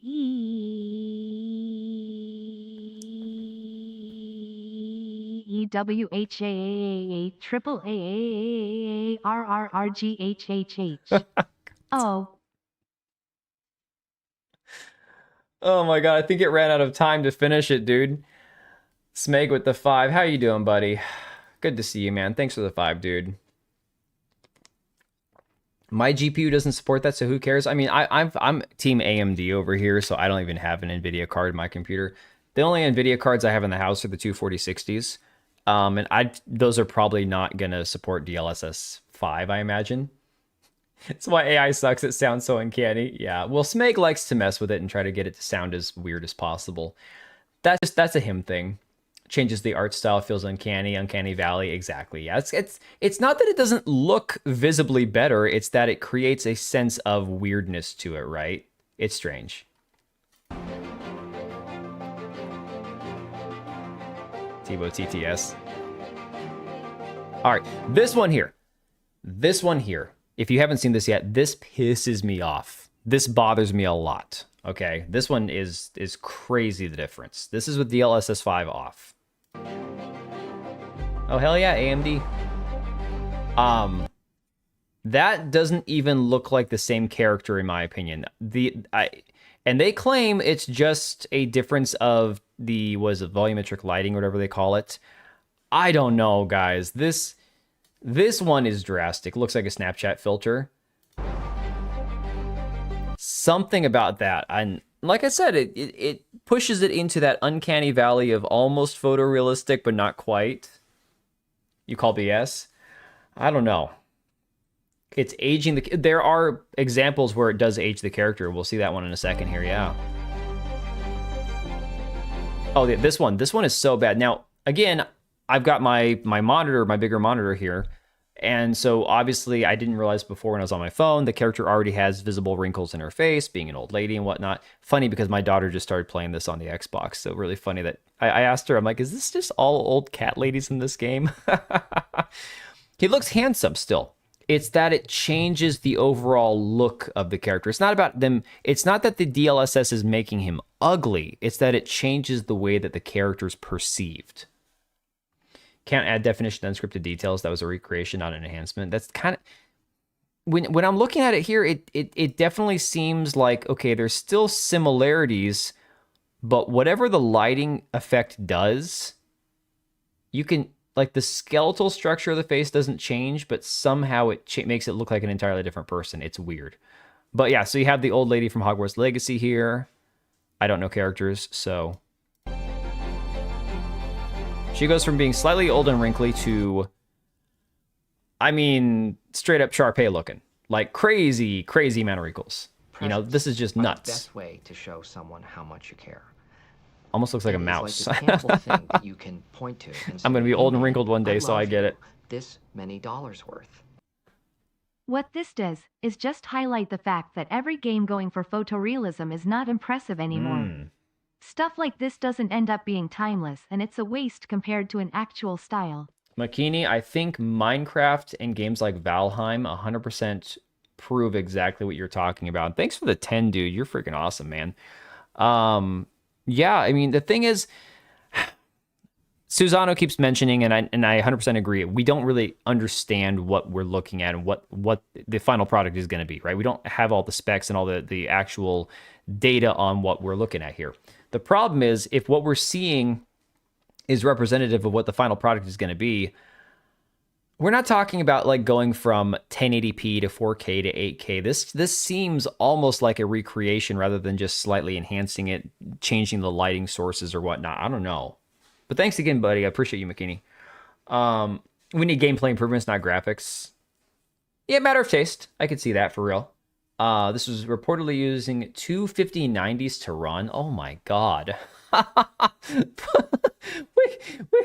Oh my god, dude. They were using like $3,000, $4,000 worth of GPUs to run this? What? Okay. All right. Well, sticking with the 5060 Ti, as you should, Charles. I tried to pick one of those up at Newegg Cyber Monday, and they all the bots bought them ahead of time. But I've got a 9060 in this computer, 16 gigs, so I'm good for a long time. I'm happy. I'm fine. It's whatever.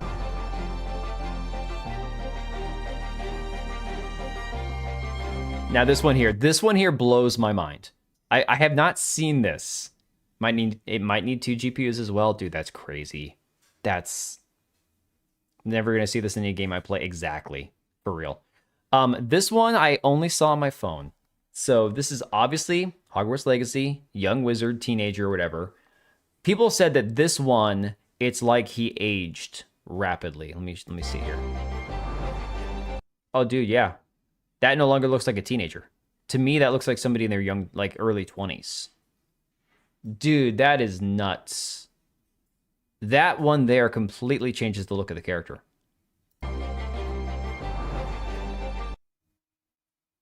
That's crazy. Missed those days when Nvidia tried to showcase physics engines in video games and like in Mafia 2 and Mirror's Edge, but it got disconnected. In RTX 5000 series onward. Dan said, he looks handsome still. Ha, guy. Guy? You got robbed on that one, Smeg. Oh man, you got robbed. Yes, very guy indeed. What? It's true. He still looked handsome. We're talking about Leon, right? Story of our lives, everything remade gets made older and worse. Yeah, self-felt indeed, man. You felt yourself. Don't touch that. Oh my god, if DB Wild heard that. Oh my god. He felt himself. The Starfield ones were the worst to me, and I played it and liked it, unlike many online. Dude, honestly, okay, like I've said before, once I got Starfield running properly, I realized it had to be installed on my my M2 drive instead of my HD. Yeah, Starfield ran just fine for me. I just got bored with it, man. Starfield didn't have anything specifically where I was like angry at the game and like, oh, this is shit. I hate this game. I don't know, man. Starfield for me, I think part of it was the setting. For me, I prefer fantasy.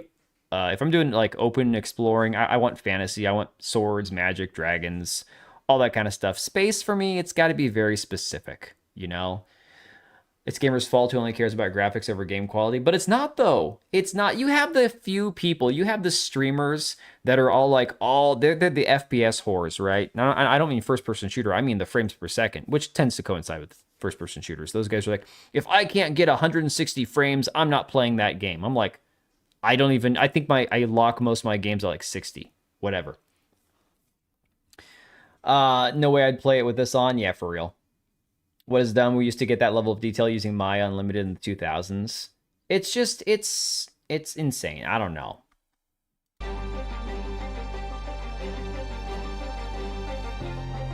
Yeah, this one here is crazy. It's kind of an us fault.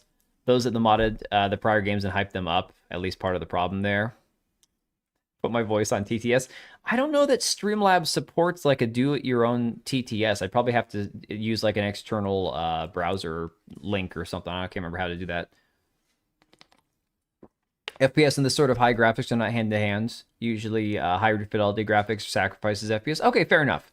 See, H. Brown, I'm a computer guy, as in I built computers and I have a small, very limited understanding of the software side of things.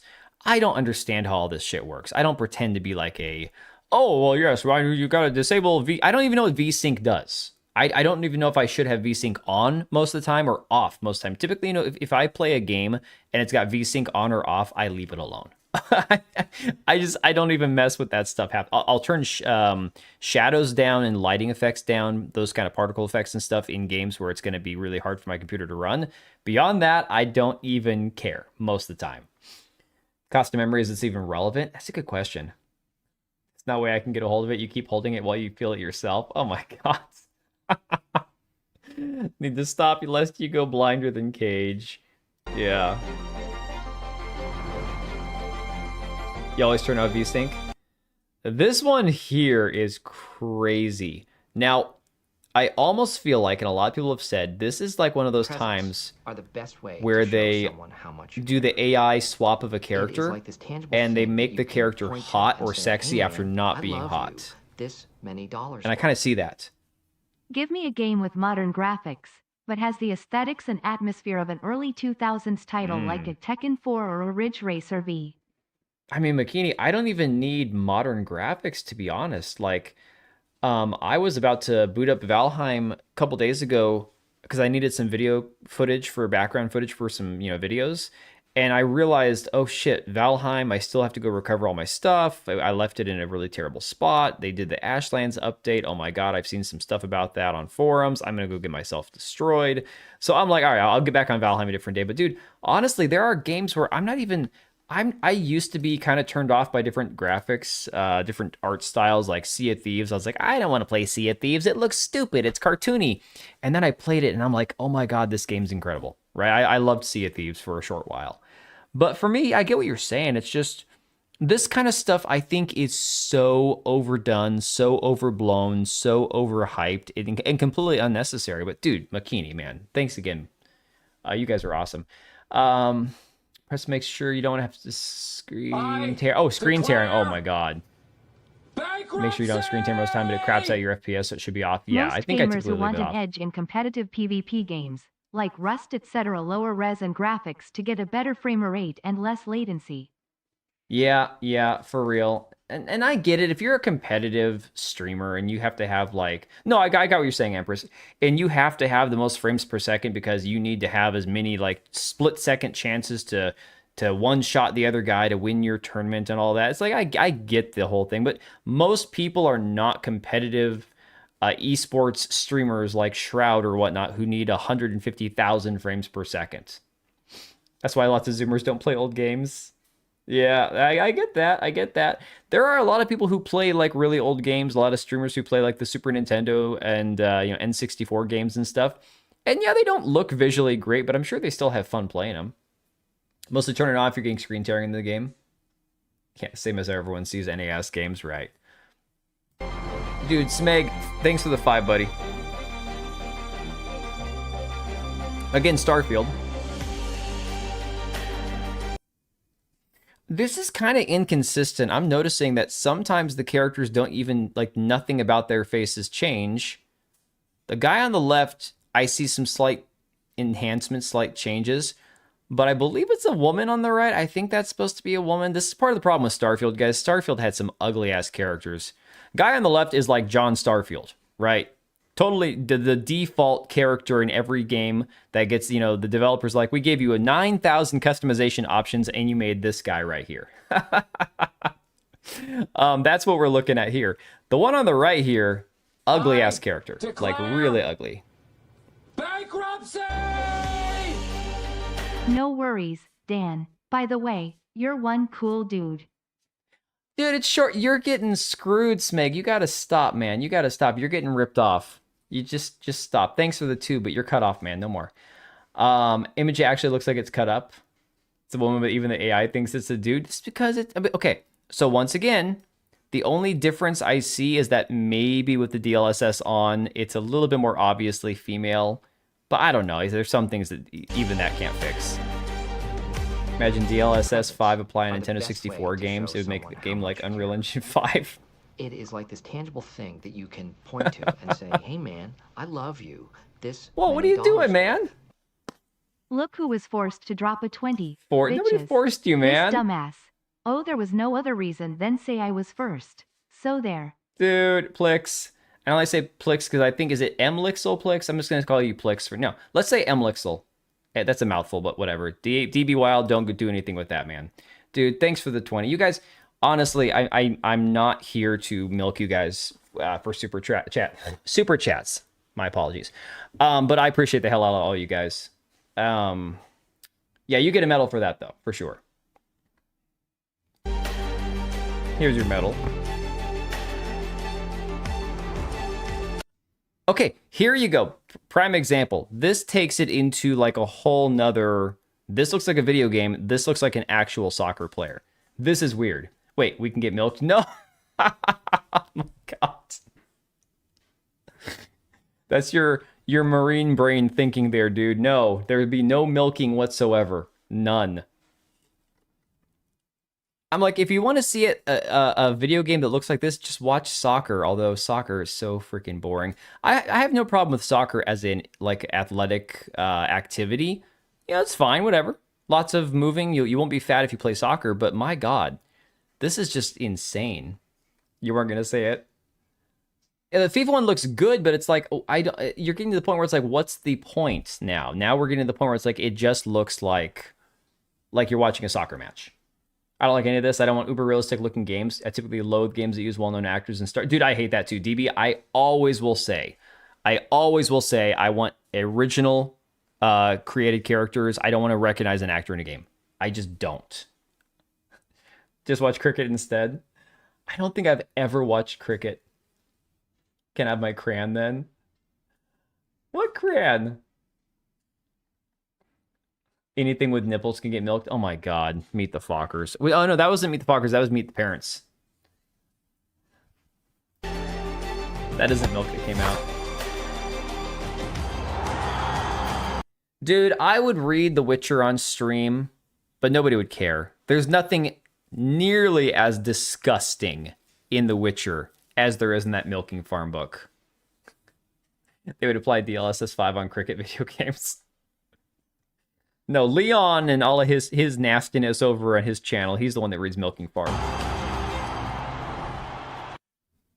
I just don't know. I don't know. Obviously, again, this is not the finished result.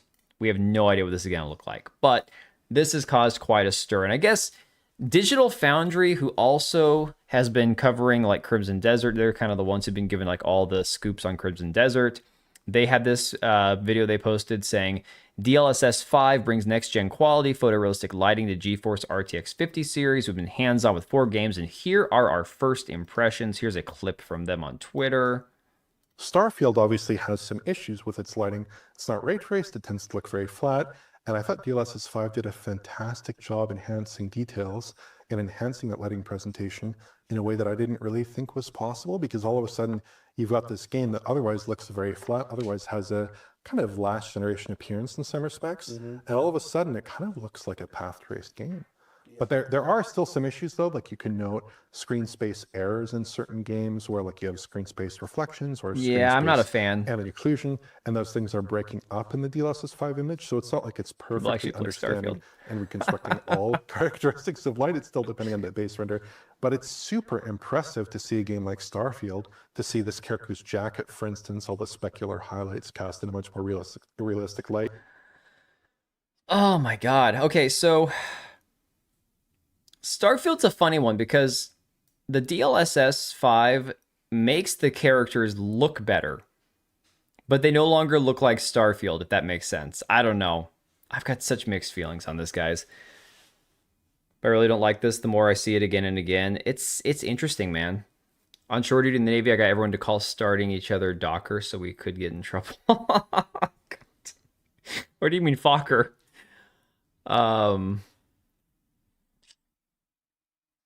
This one here, man. This one here is interesting. Obviously, I like the wood on the right cricket, letter. you heretics. Karn. Carns? Don't you mean what is it? It's not twat. It's twat. Yeah, twat. What the hell's a carnt? Never heard of that word before. What? You're making up words down there in the fake imaginary upside down land, man. Thanks for your Australian too, my guy. But I don't know what a carnt is. You'll have to explain it to me. To me, Starfield's a whole new game with this. It doesn't look like the same game. Yeah, just because it looks better doesn't mean it is. It's like polishing a turd. Messes up the way it's rendered. It actually made it presentable. That's what I'm saying, is that this looks like an actual woman, though.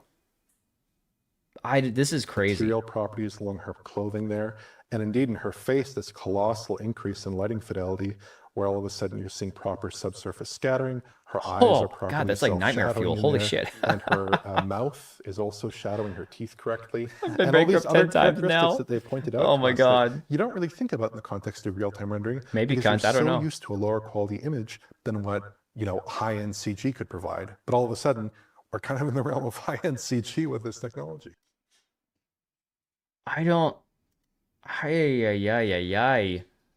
Dude, this shit is gonna go insane. Like, I don't know.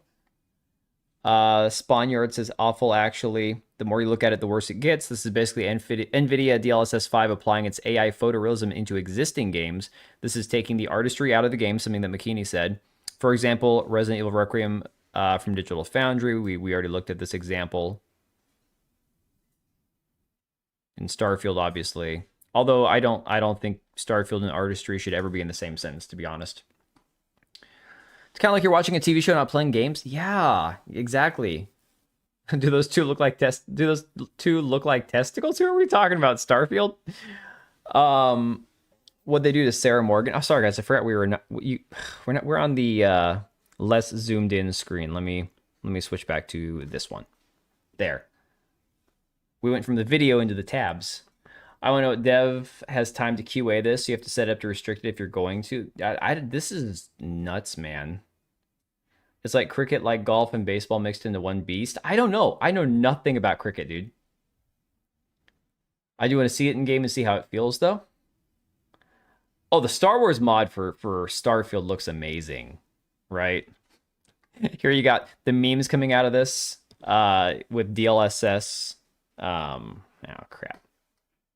Let me just hide this again. Hang on. I have to keep hiding shit. I need to have the chat on a hiding button. Yeah, so you got like this one here. DLSS 5 on, off. Let me see. What's this one here? So another person, Brian Catnazaro, says, so proud of DLSS 5. Fully generative neural rendering in real time in real games. Mind-blowing realism. Whole new generation of real-time graphics. Luke Stevens says, you shouldn't be. I like DLSS. It's a marvel of modern computing, but this will make every game look like a crappy AI face filter was applied. Undermines all the creative efforts of studios that work so hard designing characters and art. Actual abomination. Don't let Nvidia cook. Yeah. Dude, that is just crazy. That is crazy.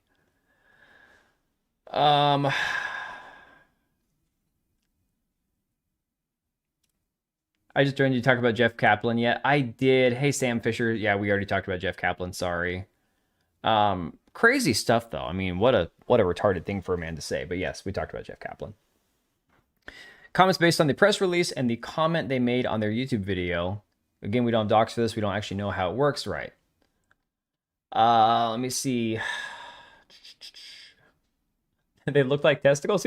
Who looked like testicles? Are we talking about the guys from Digital Foundry look like testicles? Oh my god. I can see this filter changing the woke filters to non-woke filters. It's funny because a lot of people have made that comment that it looks like the anti-woke meme filters.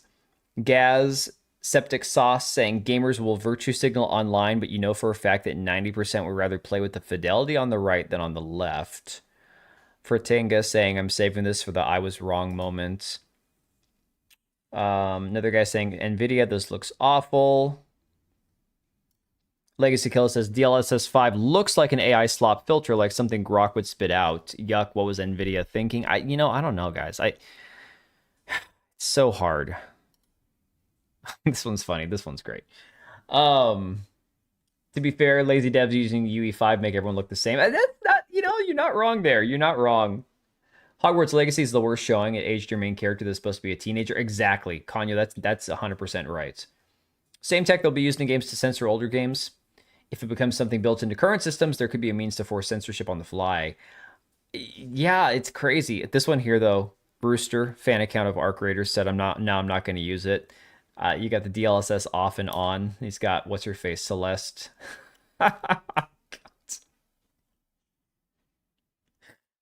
I mean, I'm like, wait a minute, maybe he's onto something here. But yeah. Good times.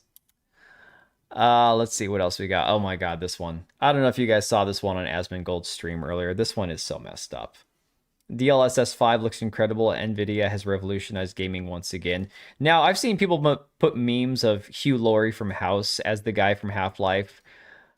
I mean, this is bizarre. I don't look at this guy and think that he looks like Charlie Kirk. To me, it's more like Hugh Laurie. But yeah, the memes have been crazy today. Absolutely insane.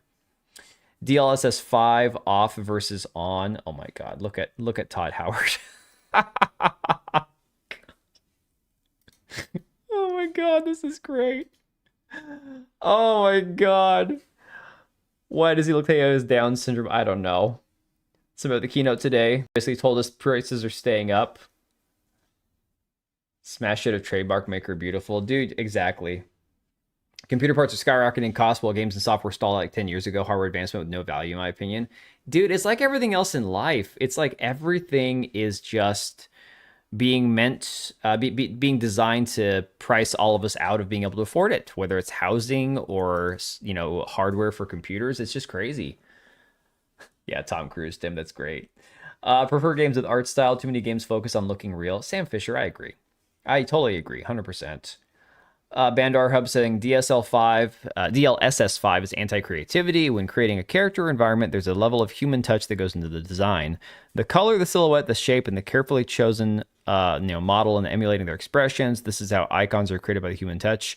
DLSS 5 completely kills the human touch, and I think that's a pretty fair opinion to have. Then you got retards like this going, it's funny seeing all these people trying to protect the artist's vision when speaking about DLSS 5, but they're perfectly fine with putting CJ from San Andreas or Thomas the Tank Engine in every game they play. Apparently, it's it's, you know, bad if you're hypocritical if you don't want to see games being basically uncanny valley to the point where they have like hyper photorealistic graphics that just are unnerving to look at. But if you're okay with mods, then you're a hypocrite. Yes, the Sony ponies, exactly. It's the most retarded argument I've ever seen in my life. But again, you got to give it to the fanboys. The console fanboys are always going to do this shit. Legendary drops quote tweeting him saying, neutering creative vision and homogenizing design, all because AI companies are scrambling to find a use for a technology that they invested the world's future into, is totally the same as fans making Leon drive a burger. I blame capitalism and Israel scientists on. All right, Mahendra, take it easy. Oh yeah, Tom Cruise is short. He's probably around my height, to be honest. Pay attention to like the volumetric effects, yeah, the fog and so on. Almost tempted to see what DLSS 5 does to Crysis. That would be interesting. Oh yeah, Legendary Drops is awesome. Allows me to replace the Ilgabo characters to AI slop. Sign me up. Yep. Feel we're in a weird point with the advent of AI. It is. It's been a strange. Don't be gay. I'll try not to, but you know, you're pretty much the only thing here that I'm gay for. So once you leave, I'll stop being gay. Have a good night, buddy. Things are going to be weird for a while until it can sort itself out. TLDR, it's a pet rock. Yeah, basically. Hongord. Concord. Concord could have worked with DLSS. We played a 1 minute, 18-second clip of the Digital Foundry thing. But to be honest, I don't want to watch too much of that. Honestly, I was getting kind of bored watching that. But apparently, according to PC Gamer, and I'm not going to bother pulling up the article because I don't care to read a whole article right now. DLSS 5 clearly overwrites game characters with AI beauty standards, but Nvidia says devs have artistic control. So apparently PC Gamer's biggest issue with this entire prospect is that it's going to make the characters conventionally attractive. I mean, come on, guys. Really? Think fall this year or next when it's actually out? Don't be gay, exactly.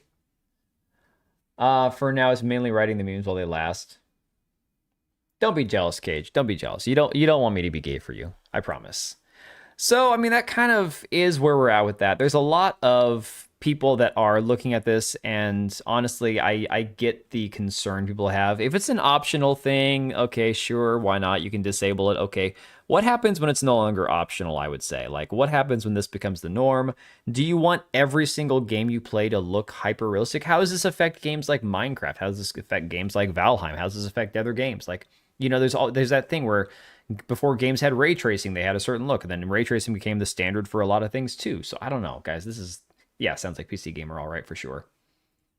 No worries, MLixelplix. Thanks again, buddy. Appreciate you for hanging out. Let me see. Red like devs have too much, or have more work to use it. A lot more work, right? Is it really an issue? It's an issue if PC Gamer makes it an issue, but as far as like the DLSS stuff goes, I don't know. It's really going to depend on how it's applied, how it looks, how it works. I don't know. Dude, the wokies are always going to be crying. They cry over everything, dude. All right. So we'll move on real quick because I have enough time to cover the marathon stuff and still make it a relatively early stream so I can get my kids to the dentist in the morning because apparently we had to schedule them for the first appointment. I don't know why. It's just crazy. Here's the thing. This will only be on Nvidia cards. It's going to run worse on weaker GPUs. So you need to have the latest and most expensive GPU to even run it smoothly right. DLSS 5 might make Marathon less gay. I highly doubt it. Highly doubt it. But I did see this and I wanted to touch on it before we talk about Marathon. Someone created a website to track game flops in real time. Live tracking with live charts, trend analysis, and chat. We don't need ray tracing. It's barely any difference when you play. You focus on what you do most, not puddles and reflections. So ray tracing, the mod that I had to install a couple years back into Minecraft, it is very much noticeable. It's like, whoa, it takes a game that was very basic and, you know, pixel game and turns it into, wow, look at the lighting effects.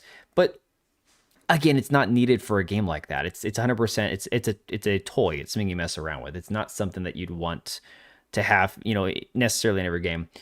Oh, it was good. 7.5 hours of umpire training, but he's set to umpire now. He makes like 25 or $30 a game umpiring for the little league, so he gets like gift cards and stuff to spend throughout the course of the year when he umpires. So it's cool and it's fun. He loves playing the game. He loves umpiring. So, but yeah, we have practices and games practically every day, but like a couple of days. Like Tuesday and Thursday right now are my only days where I don't have something baseball related. It's insane.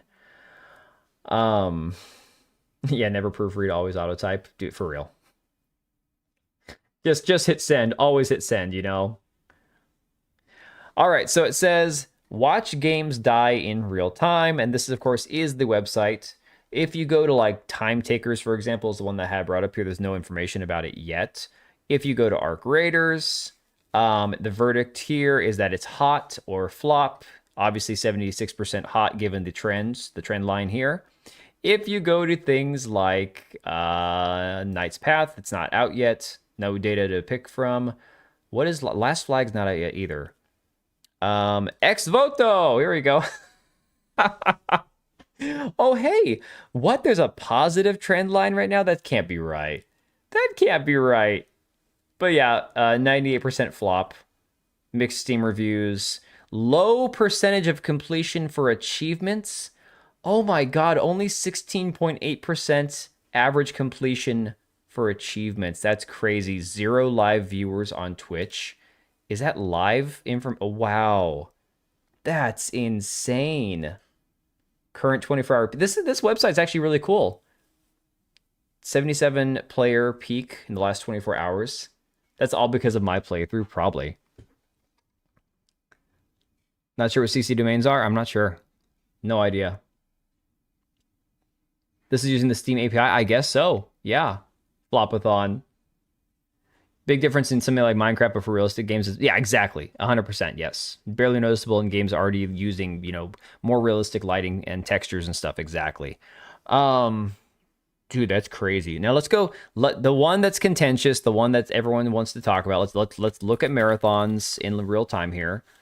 So we got classic... No, just marathon, not classic marathon. What are you doing to me here? Marathon. All right, so it says 77% flop. Now, I'm not sure how it does the ranking. Oh, vote. This is votes cast here. Okay, this is a verdict. So people are only going to come to this website and vote with the intent for it to be a flop or hot. You can see recently there's a positive trend line because honestly there was a peak right here of about 57,000 players in the last couple days. So it's retaining the same 60,000-ish players, which is good. Honestly, I think the retention rate of players on Marathon speaks to the people who are playing the game actually enjoying the game, which is fine. They enjoy it. They want to melt their eyeballs and play their you know, weird transhuman coded game. Whatever. More power to them. Out since the 9th, not a lot of time yet. Yeah, you can. This stat is completely you know, biased by whoever comes to the website. It did say it took chat into consideration. That's why the site might be skewed what entails chat in their terms. Yeah, exactly. There's going to be things other than the trend line is the thing I care about. If this is untainted by, you know, biased interference, that's a much more interesting thing to see. But that you can also kind of see, of course, on the SteamDB. But this is all, you know, he's probably trying to just kind of cash in on the SteamDB hype right now. So I understand that. Only considers info from their site. I would assume so. I don't know. It's got the trend plus 21% weekly direction. So, I mean, it has a little bit more than what you'll find, I think, on SteamDB. Ginger Prime saying Marathon second weekend Steam charts, 10-day post-launch, peaks, floors, and retention focus. The long and the short, I'll break down the numbers for you because it's pretty long, is that it's got a stable post-launch concurrent player peak of 55 to 60,000 players, but there's a drop of 20,000, which is a pretty significant, you know, red or yellow flag, he says. Live service games live and die on the players who stick around and come back, and right now that core is still showing up. Content cadence and word of mouth will carry this long term, but, you know, it just remains to be seen, right? That's supposed to... 60,000, sorry, thing that's supposed to go after that number. Yeah, no worries. Kind of crazy, a game with this much hype only has 60,000, right? Developer tracking website that would change the industry overnight, for real, dude. The thing about the hype for Marathon, though, it's being lifted by a lot of people who are like living on Twitter, battling every person who says Marathon sucks. You'll see another person saying Marathon's amazing. You're shit at the game. Your opinion doesn't count. You play the baby extraction game, Arc Raiders, blah blah blah. It's this constant. Basically, Marathon is the new console war. I've never seen one game. KCD2 was crazy how polarizing that game was. Marathon's worse. The discourse around Marathon is even more polarizing than KCD2 was. It's nuts. The game's core audience is pretty much West Coast. I mean, that makes sense, right? Yeah, I would stick with the SteamDB side. I think the concept of the Flopathon site is pretty interesting. It's a pretty funny concept. Speaking of Buy Tainted Grail. I have 3 days. Okay. I will get on it. Anyways. There was this tweet from friend of the channel, Larry Bungie, where he put out this thing saying, I despise companies putting from the makers of when trying to pitch a new game. People make games, not a company. Like Marathon boasting from the makers of Halo and Destiny, I doubt anyone who worked on Halo is still there. This is the ship of Theseus in another form. He got community noted, and the community note linked to this tweet from Elliot Gray. Elliot Gray is well, he has me blocked on Twitter. Never interacted with the man, but he probably saw me criticizing Marathon and had me blocked. User interface design. So he's the UI guy. No matter what happens in life, member Fair Games #1. Dude, you need to, if Fair Games, and mind you, it won't, Fair Games will never release, you better play Fair Games. Hell, I will play Fair Games if it actually releases. I will stream Fair Games for a solid week. That's what we'll do. That will be my bet. We will pick a certain percentage of time, a certain amount of streams that I have to play Fair Games if it releases. But it won't. I am 100% confident that the game will never see the light of day. However, we will make a bet that I will have to play that game. Kind of disagree though. Most people agree Marathon's whatever. FPS crowd is fighting back while also not really playing it. Game journalists doing what game journalists do. Well, Visser, the thing is, I would argue the same people that are playing it are the ones doing the heaviest. I mean, look, Adam Krigler. Adam Krigler, for example, has hitched his wagon to every transgender, furry, leftist, Antifa, LARPing weirdo on Twitter, even following people like Airbagged, simply because they share one thing in common and they both love Marathon. It's like Airbagged would laugh if Adam Krigler died. Like if he got Charlie Kirked, Airbagged would celebrate. But because they both like Marathon, Adam Krigler is like retweeting that guy. I'm like, Krigler was a Tim Pool Timcast cast-off. Krigler and Tim Pool had a very big falling out. And so Krigler now streams with Nerdrotic and Quarter Black Garrett and a bunch of other people. He's a gamer, YouTuber, content creator in his own right.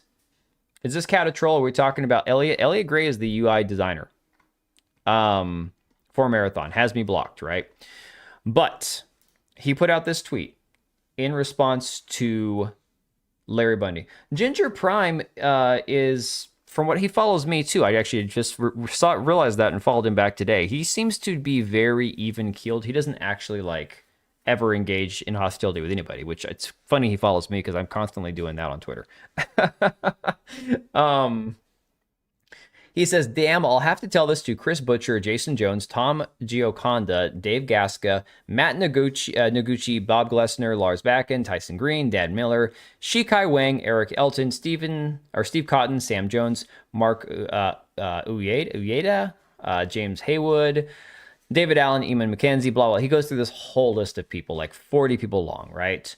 That still work at Bungie who worked on Halo. All right, that's his own, right?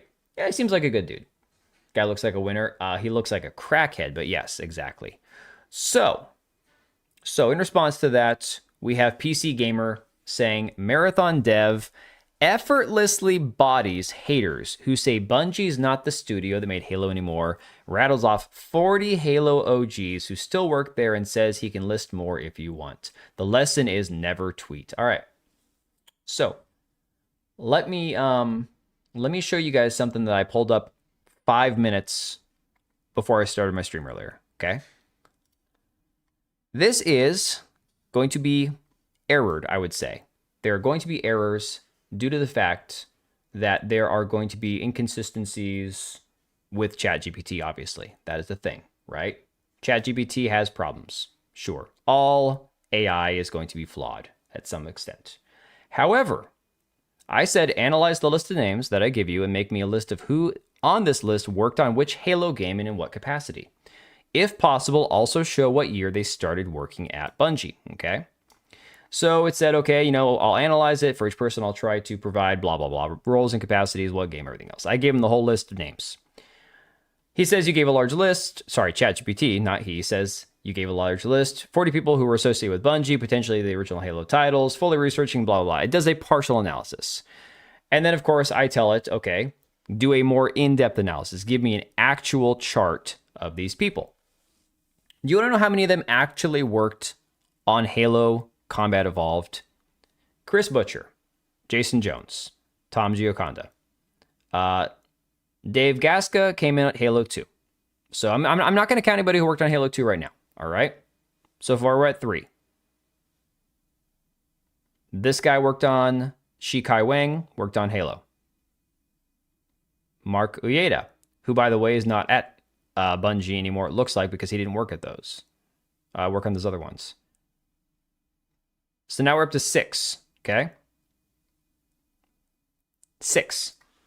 6 of those people that worked on Halo Combat Evolved. Now, we could go to Halo 2. Start over. So, Combat Evolved and Halo 2. So now we have 1, 2, 3. We'll include this guy, Halo 2, 4. Okay. 5, 6, 7, 8. Oh, let's get this guy here with Combat Evolved. 9, 10. 10 people in that list who either worked on the original Halo or Halo 2. Do you have to pay for ChatGPT? No, you don't have to pay for basic stuff. If you want deeper analysis or more, like if you want to create a bunch of AI images, they will limit you to certain numbers in the course of the day. But ChatGPT on its own is free. All right? So somehow, this marathon dev effortlessly bodies haters because 6 people that worked on either Halo 2 or Combat Evolved are still at the studio. Better ways to check this, but it was the easiest way I had because I was literally, I had the thought right before I started the stream. There are other ways to verify it, but again, that was just the easiest way I had. I was just using the names he provided. Same retardation of Jeff Keighley being friends with Kojima, but Kojima has no idea who he is.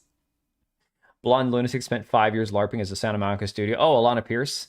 Game dev, poor people found out she's just a far-left groupie who worked at the company doing nothing. Yeah, exactly. So that apparently is the extent of him bodying Larry Bundy. And here's, again, I pulled the list right here from PC Gamer. Says, which is quite a lot of names. Enough names that I'm fairly certain Bungie can reasonably get away with continuing to call itself the studio that made Halo. It's not an exhaustive list either. This is just people I know off the top of my head who worked on a Halo title who are still at Bungie, wrote Gray. Chiming in to back Gray up was Mark Noseworthy, former Destiny vice president who was laid off from the studio in 2024. In addition to Elliot's truth nuke below, there's a lack of appreciation in the OP's post for cultural and technology legacies. People pass those down piece by piece as new people join and others leave a company. So, something that needs to be said. Bungie, in 2024, had upwards of 1,300 people working there, okay? Well, PC Gamer has some good advice. Never tweet. I know, but if I wasn't on Twitter, I wouldn't see 90% of what I talk about on stream, dude. So I have to take one for the team. But you are correct. It is better for your mental health if you're not on the twatter. But thanks for the 2, buddy. GDC 2023 convinced me not to get myself involved with anything Bungie related at present day, for real, dude. Also, not that QA aren't devs. I wouldn't count any of them unless I knew they impacted design and so on. Ooh, Sniper Elite 5. I never finished that one. It was all right. Decent game. I never got around to finishing that one. Some studios, to be clear, to have them doing actual development in the process. Others don't. I don't know how Bungie is or was structured as far as QA goes. Knowing people that did QA for Microsoft, they generally had zero say on game dev. The point is that PC Gamer thinks that this is some sort of massive win, right? It's one of the reasons that the feel of Bungie games have remained strong for 25 years, even while the gameplay team members have changed multiple times. Ship of Theseus is a good metaphor because it's both the original ship and the new one at the same time, not a dunk at all. Again, Bungie had upwards of 1,400 people almost in 2024. They laid off over 200. Currently at Bungie is still about 850 people. So basically 2%, if you count those 40, like 2% of the people at Bungie worked on either Halo 1 or 2, and even then it's not 40% because now you have to also lump in Halo 3 or ODST or Reach to even get to those numbers. You want to see producers, directors, and titles like those. Engineers matter too, and so on. Exactly. If ChatGPT was using Moby Games as its source to cross-reference, the list is probably on point. I never played Zombie Army. Sniper Elite was fun, though. So, Melee James says, I feel bad for the 30 people at Bungie that remember what it's like to make a good game. That's fantastic. That's a great tweet. Oh, hey, I think we're at the end. These are just bookmarks. Guys, we got through the end of this, man. That's nuts. We actually got everything discussed. We got everything covered. And it's only 11:15. I can read The Witcher for about 30 minutes before I'm told to go to sleep. That's amazing. Might have their LinkedIn accounts. I don't know. Let me see. What did it use as a reference here? Sources. All right, so it's got Halopedia, Moby Games, Bungie Wiki, BNet Archive, Halopedia.org. Yeah. Halo.fr, Moby Games, fandom.com, IMDb. So it pulled from a lot of what you'd expect. So I'm going to say that what I found is fairly accurate. Maybe not the best way to do it, but at least... Now we go back to streaming Lesbo games. No, man. No. Not happening. Oh, I need to end this poll. Let me see where we're at. People like the Concord 2 and 3, apparently. Game Pass. Zombie Army. Oh, yeah, okay. I think it is on Game Pass. You're right. That generally will be a good source if they actually kept it updated. Dude, honestly, Cage, I don't even care about the whole Helix thing. At this point, to me, Xbox basically is just a company that's designed to make games for PC, and if they make a console, it's just going to be a console that's not going to sell nearly as many as Nintendo or PlayStation, but whatever. They'll do it just to be, consistent with the fact that they started as a console company.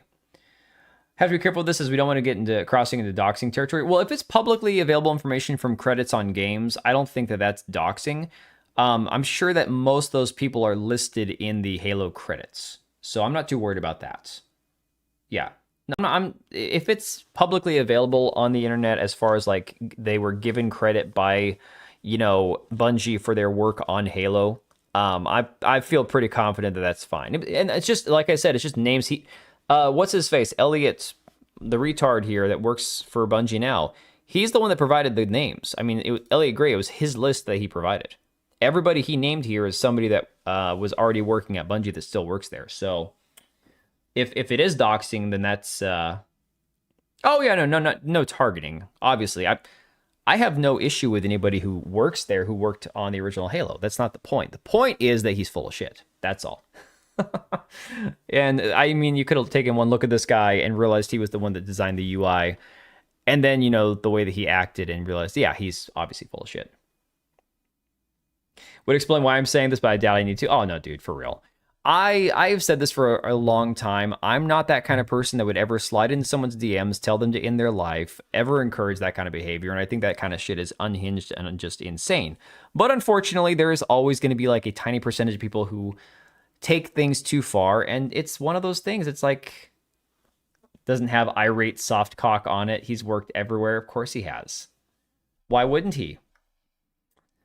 I think the hardware side of Xbox is immaterial with how the games have been getting instantly worse. It's hard to advertise a console with no good games. I mean, for me, that's the problem that you have with like PlayStation, man. The joke, the meme about PlayStation having no games is only going to get worse. And you know why? Let me show you guys something before we wrap things up here. That whole thing about Sony is going to be working on doing single player exclusives and removing PC and everything else. there are actually rumors that Intergalactic Heretic Prophet is getting pushed back to 2027. Unfortunately, I don't see the post that I found earlier, but apparently that's a thing.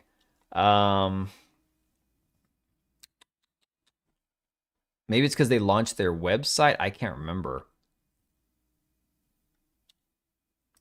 PS6 is just around the corner, and PS5 really has no games but live service slop. It's true. And like I said, I don't care where people play their games. You want to play a PlayStation or an Xbox or a Nintendo or PC, I don't care. It has no impact on me how you play your games. Enjoy whatever system you're more comfortable playing. What I don't understand is the blind allegiance to a plastic box made by a specific company that has no use for you as a person.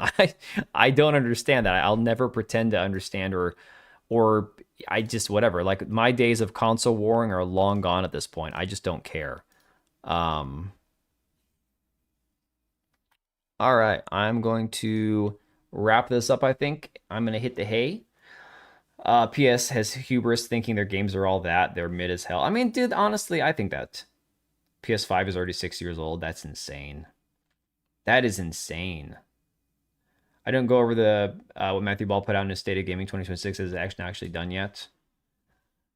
They're redesigning the main character and redoing that terrible leaked plot. I don't even know about that, dude. I have no idea. Clownfish Gaming shared it on Twitter. Let me check their Twitter account. I can't find on any actual news posts or whatever, but let me see what Clownfish put on there. Hang on. Or it's not, they don't have a, or maybe they have a Twitter. I think Neon posted it. Let me see.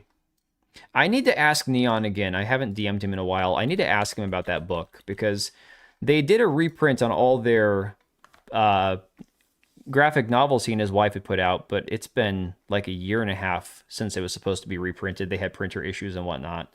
Let me see. It was supposed to be a Christmas present for my kids like a year ago. It's crazy. Let me see. Yeah, I forgot they closed their arcade. That sucks. Might have been a post from yesterday, in fact.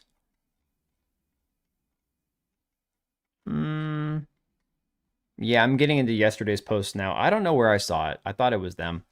Heretic Prophets.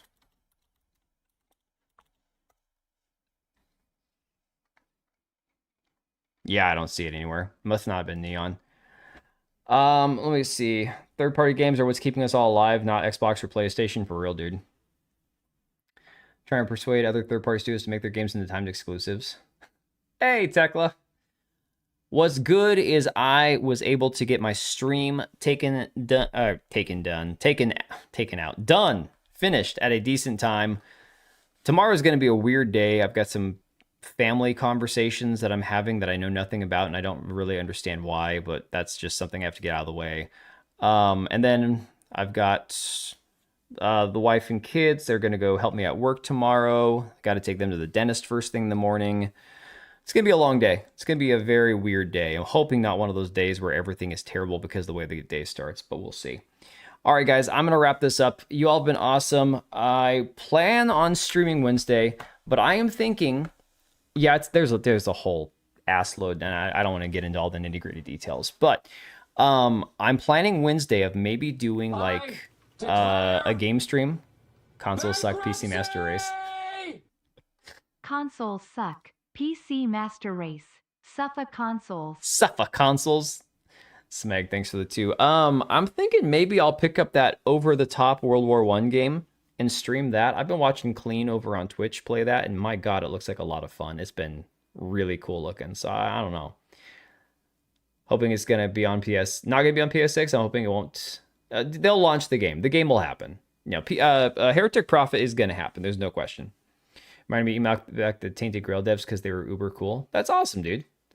No, I mean, the Tainted Grail guys seem really cool. So, I'll probably pick that up very near future here. Sometime in the next couple of days so that it's still on sale because I'm a cheap bastard and life is expensive. Like, oh my god, man. It's crazy expensive.